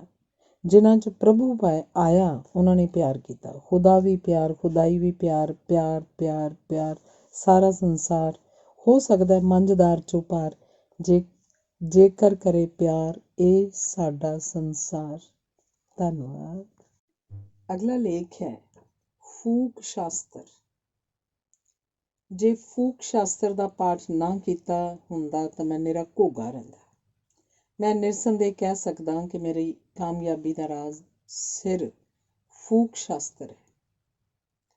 ਆਦ ਵੀ ਫੂਕ ਸ਼ਾਸਤਰ, ਅੰਤ ਵੀ ਫੂਕ ਸ਼ਾਸਤਰ। ਸ਼ਾਸਤਰ ਤਾਂ ਮੈਂ ਹੋਰ ਵੀ ਕਈ ਪੜ੍ਹੇ, ਪਰ ਸਭ ਤੋਂ ਵੱਧ ਮੇਰੀ ਸਹਾਇਤਾ ਫੂਕ ਸ਼ਾਸਤਰ ਨੇ ਕੀਤੀ। ਜੇ ਮੈਥੋਂ ਪੁੱਛੋ ਤਾਂ ਫੂਕ ਸ਼ਾਸਤਰ ਅਲਾਦੀਨ ਦਾ ਲੈਂਪ ਹੈ, ਜਿੱਥੇ ਰਗੜੋ ਇਸ ਤੋਂ ਨਿਕਲਿਆ ਦੇਵ। ਸਿਰ ਝੁਕਾ ਕੇ ਆਗਿਆ ਤਾਂ ਪਾਲਣ ਮੰਗੇਗਾ। ਫੂਕ ਸ਼ਾਸਤਰ ਕੀ ਨਹੀਂ ਦੇ ਸਕਦਾ? ਸਭ ਕੁਝ ਦੇ ਸਕਦਾ। ਇੱਥੋਂ ਤੱਕ ਕਿ ਤਾਜ ਤਖਤ ਵੀ ਇਹਦੀ ਬਦੌਲਤ ਮਿਲ ਸਕਦੇ ਹਨ। ਅੱਜ ਮੈਂ ਤੁਹਾਨੂੰ ਪੜ੍ਹਦੇ ਨਾਲ ਦੱਸਣਾ ਚਾਹੁੰਦਾ ਕਿ ਮੈਂ ਫੂਕ ਸ਼ਾਸਤਰ ਦੀ ਕਿਸ ਤਰ੍ਹਾਂ ਵਰਤੋਂ ਕਰਦਾ ਤੇ ਕਿਵੇਂ ਸਫਲਤਾ ਮਿਲਦੀ ਹੈ। ਡਬਲ MA ਪਾਸ ਕਰਨ ਦੇ ਬਾਵਜੂਦ ਮੈਂ ਮਾਲ ਅਫਸਰ ਲੱਗਾ ਰਿਹਾ, ਭਾਵ ਕਿ ਡੰਗਰ ਚਾਰਦਾ ਰਿਹਾ। ਇੱਕ ਦਿਨ ਮੈਂ ਇੱਕ ਲੂੰਬੜੀ ਨੂੰ ਫੂਕ ਸ਼ਾਸਤਰ ਦਾ ਪਾਠ ਕਰਦਿਆਂ ਤੱਕਿਆ। ਦਰਖਤ ਦੀ ਟਹਿਣੀ ਤੇ ਬੈਠੀ ਕਾਂ ਲੰਚ ਕਰ ਰਿਹਾ ਸੀ। ਕਾਂ ਦੇ ਮੂੰਹ 'ਚ ਮੁਰਗ ਤੰਦੂਰੀ ਦੀ ਟੰਗ ਸੀ। ਮਿਸ ਲੂੰਬੜੀ ਨੇ ਕਾਂ ਵੱਲ ਤੱਕ ਕੇ ਫੂਕ ਸ਼ਾਸਤਰ 'ਚੋਂ ਇੱਕ ਸ਼ਲੋਕ ਪੜ੍ਹਿਆ। ਕਹਿਣ ਲੱਗੀ, ਮਿਸਟਰ ਕਾਗ, ਕੰਗ੍ਰੈਚੁਲੇਸ਼ਨਸ। ਕਾਂ ਕਹਿੰਦਾ, ਕਾਹਦੀ ਵਧਾਈ? ਮਿਸ ਲੂੰਬੜੀ ਕਹਿਣ ਲੱਗੀ, ਮੈਂ ਸੁਣਿਆ ਸਾਰੇ ਜਾਨਵਰਾਂ 'ਚੋਂ ਤੈਨੂੰ ਸਭ ਤੋਂ ਉੱਤਮ ਪਰਿੰਦਾ ਮੰਨਿਆ ਗਿਆ ਤੇ ਇਹ ਵੀ ਸੁਣਿਆ ਕਿ ਤੂੰ ਮੁਹੰਮਦ ਰਫੀ ਤੋਂ ਅੱਛਾ ਗਾਉਂਦਾ ਹੈ। ਅੱਜ ਜ਼ਰਾ ਮੈਂ ਵੀ ਤੇਰੇ ਦੇ ਬੋਲ ਸੁਣਾ। ਕਾਂ ਮੁਸਕਰਾਇਆ ਤੇ ਕਹਿਣ ਲੱਗਾ, ਮਿਸ ਲੂੰਬੜੀ, ਤੂੰ ਬਜਾ ਫਰਮਾਉਂਦੀ ਹੈ। ਮੈਨੂੰ ਕਈ ਫਿਲਮਾਂ ਵਾਲਿਆਂ ਨੇ ਪਲੇਬੈਕ ਸਿੰਗਰ ਬਣਨ ਦੀ ਬੇਨਤੀ ਕੀਤੀ, ਪਰ ਮੈਂ ਮੰਨਿਆ ਨਹੀਂ। ਘੱਟੋ ਘੱਟ ਸਾਈਡ ਹੀਰੋ ਬਣਾਉਣ ਦਾ ਕੰਟਰੈਕਟ ਕਰਾਂ। ਬਹੁਤ ਖੂਬ, ਬਹੁਤ ਖੂਬ। ਲੂੰਬੜੀ ਨੇ ਤਾੜੀ ਮਾਰੀ ਤੇ ਕਾਂ ਗਾਉਣ ਲੱਗ ਪਿਆ। ਕਾਂ ਜਦੋਂ ਆਪਣੇ ਤਰੰਨਮ 'ਚ ਗੁਆਚਿਆ ਤਾਂ ਸਭ ਤੋਂ ਪਹਿਲਾਂ ਉਹਦੇ ਕਬਜ਼ੇ 'ਚ ਆਈ ਮੁਰਗੇ ਦੀ ਟੰਗ ਥੱਲੇ ਡਿੱਗ ਪਈ, ਜੋ ਮਿਸ ਲੂੰਬੜੀ ਛਕ ਲਈ। ਕਾਂ ਆਪਣੀ ਮਿਊਜ਼ਿਕ 'ਚ ਮਸਤ ਰਿਹਾ ਤੇ ਲੂੰਬੜੀ ਜਾਂਦੀ ਕਹਿਣ ਲੱਗੀ, ਮਿਸਟਰ ਕਾਗ, ਤੈਨੂੰ ਤਾਂ ਕਰਨਾਟਕ ਰਾਗ ਦਾ ਵੀ ਰਿਆਜ਼ ਕਰਨਾ ਚਾਹੀਦਾ ਹੈ। ਜਿਸ ਤਰ੍ਹਾਂ ਨਿਊਟਨ ਨੂੰ ਡਿੱਗੇ ਸੇਬ ਨੇ ਗ੍ਰੈਵਿਟੀ ਦਾ ਭੇਦ ਸਮਝਾਇਆ ਸੀ, ਮੈਨੂੰ ਲੂੰਬੜੀ ਦੀ ਗੱਲਬਾਤ ਨੇ ਫੂਕ ਸ਼ਾਸਤਰ ਦਾ ਗਿਆਨ ਬਖਸ਼ਿਆ। ਮੈਨੂੰ ਵਿਸ਼ਵਾਸ ਹੋ ਗਿਆ ਕਿ ਹੁਣ ਮੈਂ ਫੂਕ ਸ਼ਾਸਤਰ ਦੇ ਅਸਰ ਨਾਲ ਨੌਕਰੀ ਲੱਭ ਸਕਾਂਗਾ। ਇੱਕ ਕਾਲਜ 'ਚ ਪ੍ਰੋਫੈਸਰ ਚਾਹੀਦਾ ਸੀ। ਮੈਂ ਸਿੱਧਾ ਪ੍ਰਿੰਸੀਪਲ ਸਾਹਿਬ ਪਾਸ ਪੁੱਛਣ ਲੱਗੇ, ਦੱਸੋ ਕਿਵੇਂ ਆਏ ਹੋ? ਮੈਂ ਕਿਹਾ, ਪ੍ਰਿੰਸੀਪਲ ਸਾਹਿਬ, ਮੈਂ ਬੜੇ ਕਾਲਜ ਵੇਖੇ ਹਨ, ਪਰ ਤੁਹਾਡਾ ਕਾਲਜ ਤਾਂ ਸ਼ਾਂਤੀ ਨਿਕੇਤਨ ਨੂੰ ਪਿੱਛੇ ਪਾ ਗਿਆ।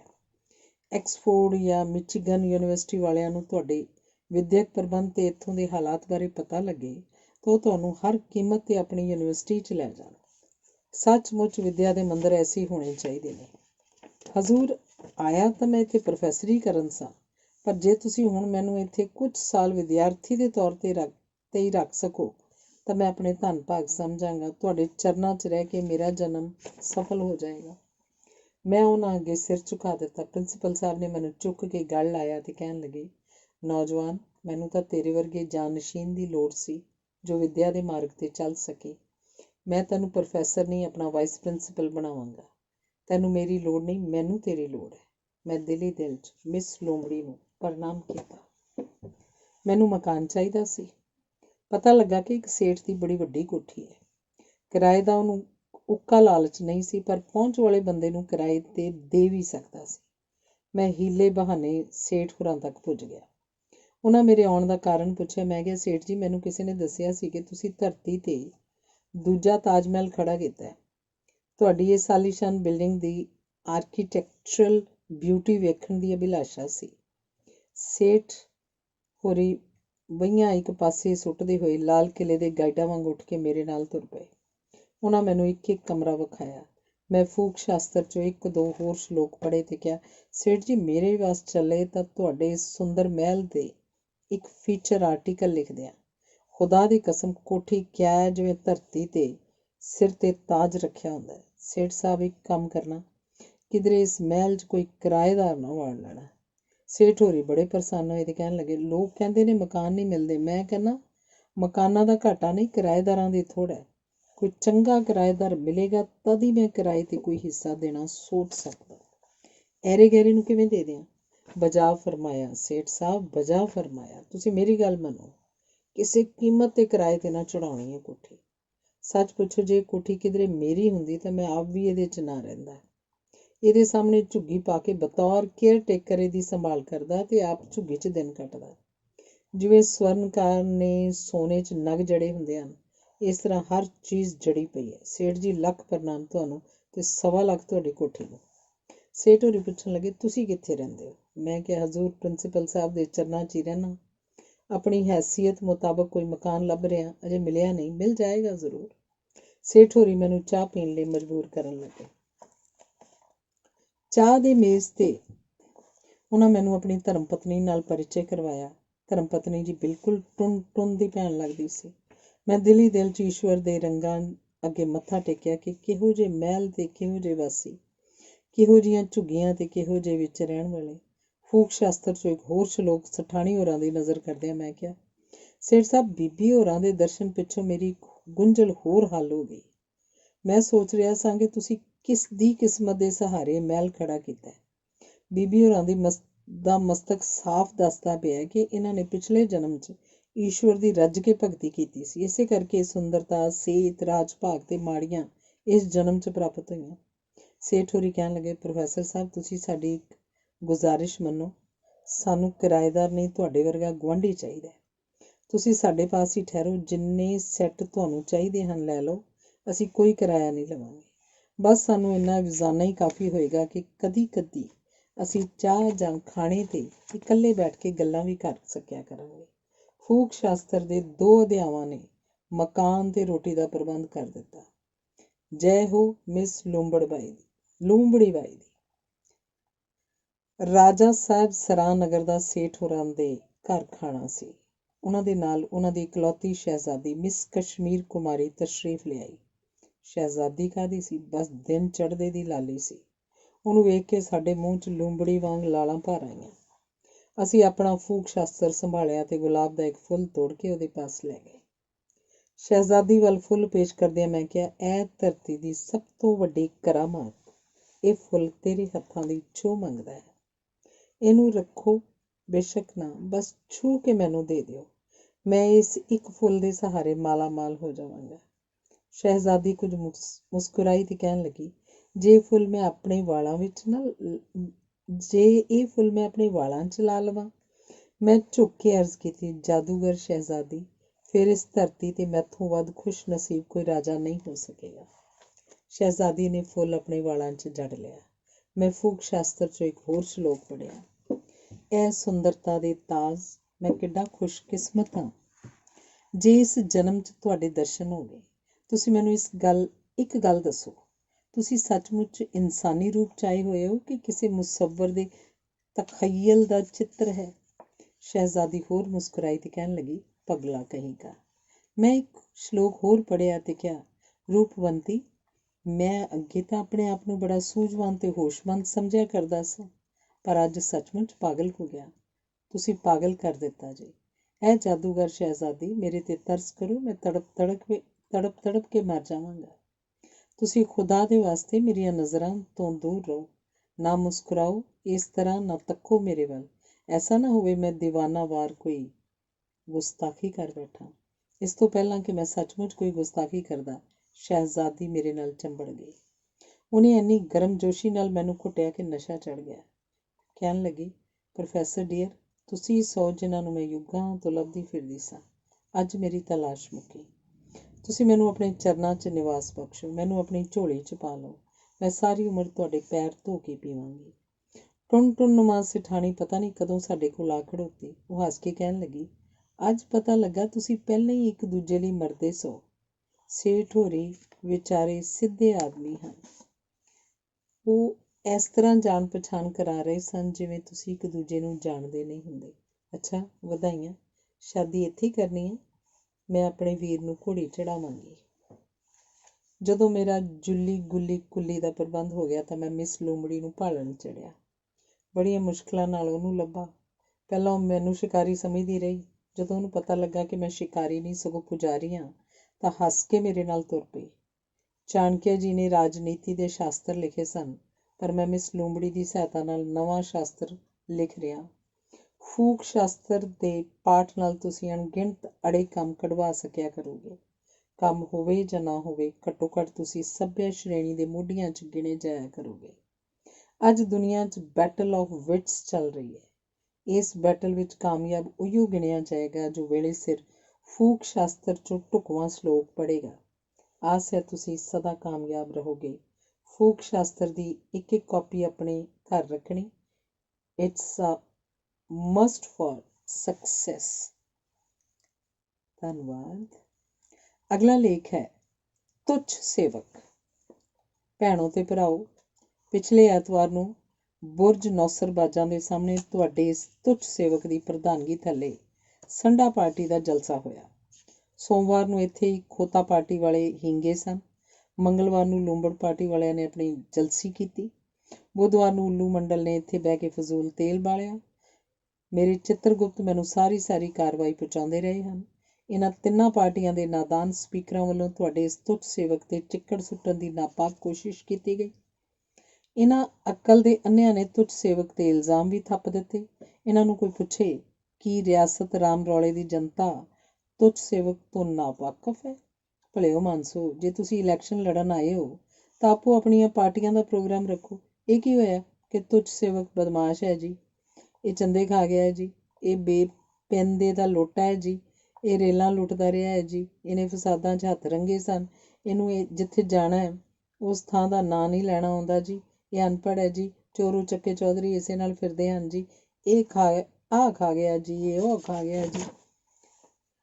ਕੈਸੀਆਂ ਫਜ਼ੂਲ ਗੱਲਾਂ ਹਨ। ਵੇਖੋ ਕੈਸਾ ਹਨੇਰਾ ਹੈ ਕਿ ਖੋਤਾ ਪਾਰਟੀ ਦੇ ਲੀਡਰ ਚੌਧਰੀ ਹਿੰਕੂ ਸ਼ਾਹ ਤੁਹਾਡੇ ਇਸ ਤੁੱਛ ਸੇਵਕ ਨੂੰ ਬਦਮਾਸ਼ ਦੱਸਦੇ ਹਨ। ਜੇ ਐਸੇ ਬੰਦੇ ਨੂੰ ਜੱਜ ਬਣਾ ਦਿੱਤਾ ਜਾਏ ਤਾਂ ਸਾਰੀ ਦੁਨੀਆ ਨੂੰ ਫਾਂਸੀ ਲਾ ਦੇ।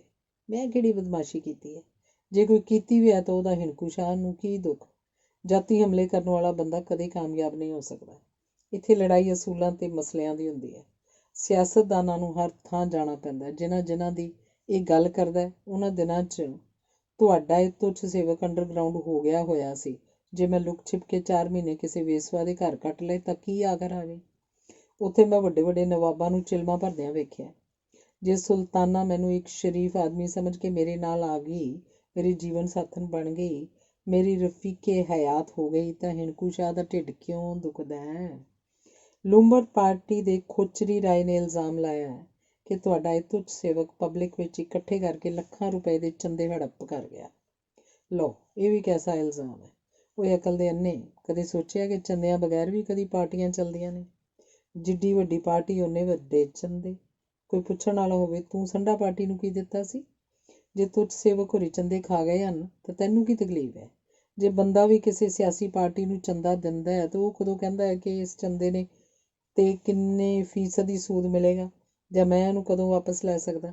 ਉਹ ਤਾਂ ਦਿੰਦਾ ਹੀ ਇਸ ਕਰਕੇ ਹੈ ਕਿ ਜੋ ਖਾ ਸਕਦਾ ਖਾ ਲਵੇ। ਭਲਾ ਮੇਰੇ ਕਿਹੜਾ ਖੇਤੀਬਾੜੀ ਦੇ ਫਾਰਮ ਖੜ੍ਹੇ ਨੇ ਜਿੱਥੋਂ ਮੈਨੂੰ ਕਣਕਾਂ ਆ ਜਾਣਗੀਆਂ? ਜਨਤਾ ਦਾ ਤੁੱਛ ਸੇਵਕ ਹਾਂ, ਜਨਤਾ ਚੰਦੇ ਬਖਸ਼ਦੀ ਹੈ ਤੇ ਮੈਂ ਚੱਕ ਲੈਂਦਾ। ਕਿੱਡਾ ਘਟੀਆ ਇਲਜ਼ਾਮ ਹੈ। ਫਿਰ ਇੱਕ ਮੂਰਖ ਨੇ ਇੱਕ ਹੋਰ ਚੱਕ ਮਾਰੀ, ਕਹਿੰਦਾ ਤੁੱਛ ਸੇਵਕ ਬੇਪੈਂਦੇ ਦਾ ਲੋਟਾ ਹੈ। ਬੋਲੇ ਹੋਏ ਪੈਂਦੇ ਵਾਲੇ ਲੋਟੇ, ਤੂੰ ਨਵਾਂ ਉਮੀਦਵਾਰ ਬਣਿਆ। ਸਿਆਸਤ ਦਾ ਰਗੜਾ ਖਾਏਗਾ ਤਾਂ ਪਤਾ ਲੱਗ ਜਾਏਗਾ ਕਿ ਸਿਆਸੀ ਲੀਡਰਾਂ ਨੂੰ ਦਲ ਬਦਲ ਕਿਉਂ ਕਰਨਾ ਪੈਂਦਾ। ਮੈਂ ਤਾਂ ਆਪ ਮੰਨਦਾ।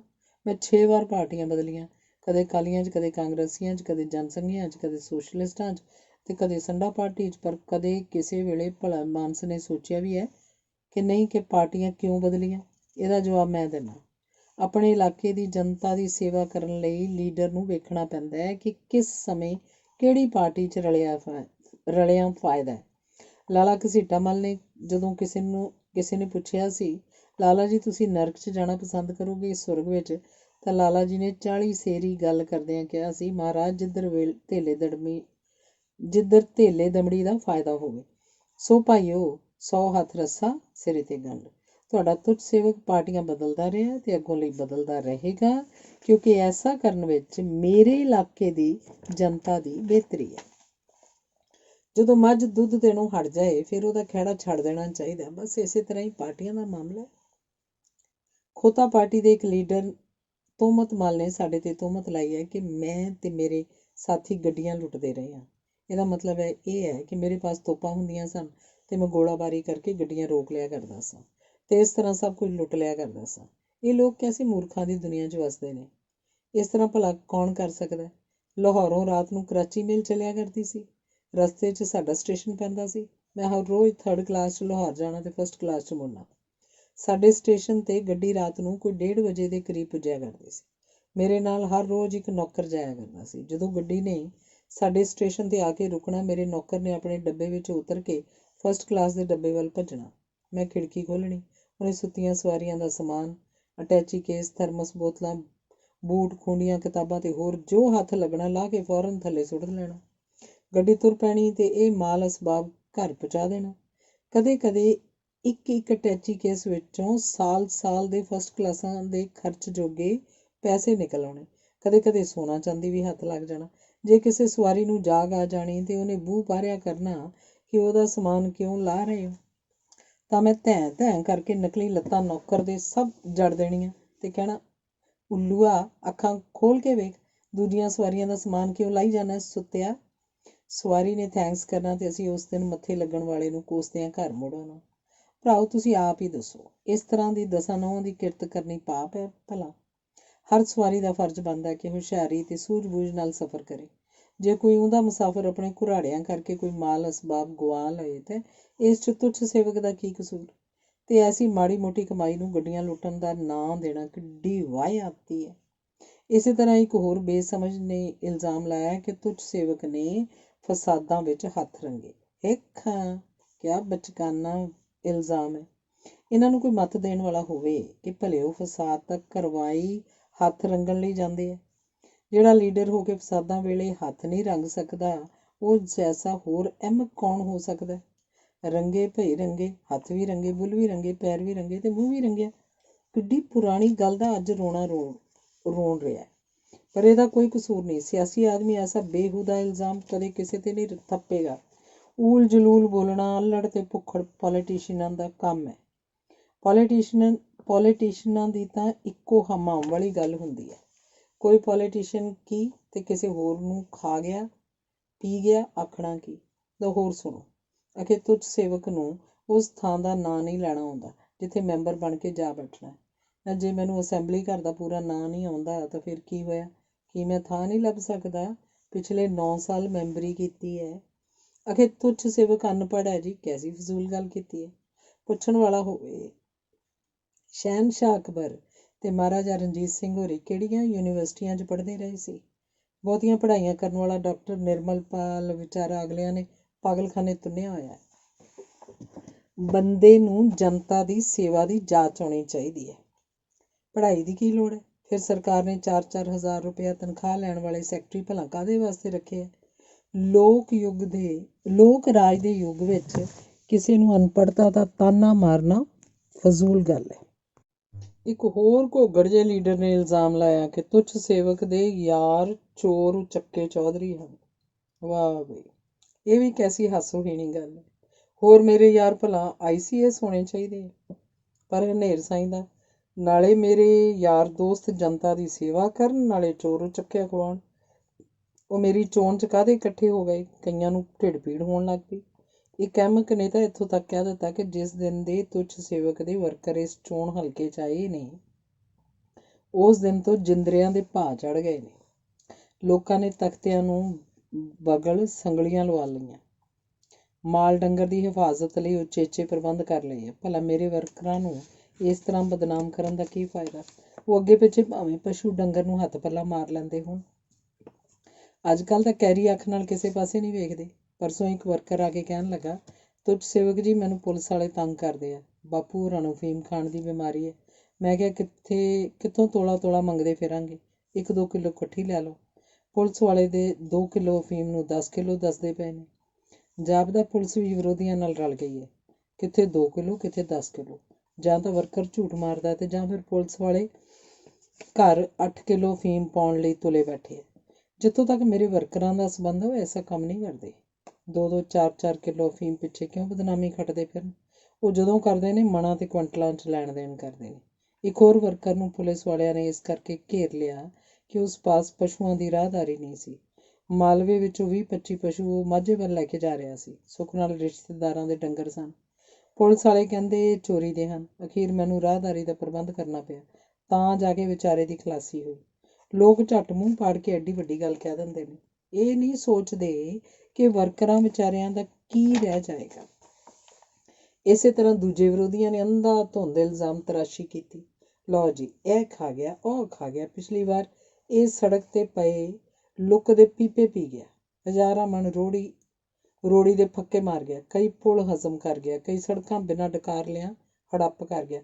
ਓਏ ਮੂਰਖੋ, ਆਇਓ ਚੋਣ ਲੜਨ ਤੇ ਗੱਲਾਂ ਕਰਦੇ ਇੰਝ ਜਿਵੇਂ ਅਮਾਨਤ ਵਿੱਚ ਖਿਆਨਤ ਦਾ ਦਾਅਵਾ ਕਰਨਾ ਹੁੰਦਾ।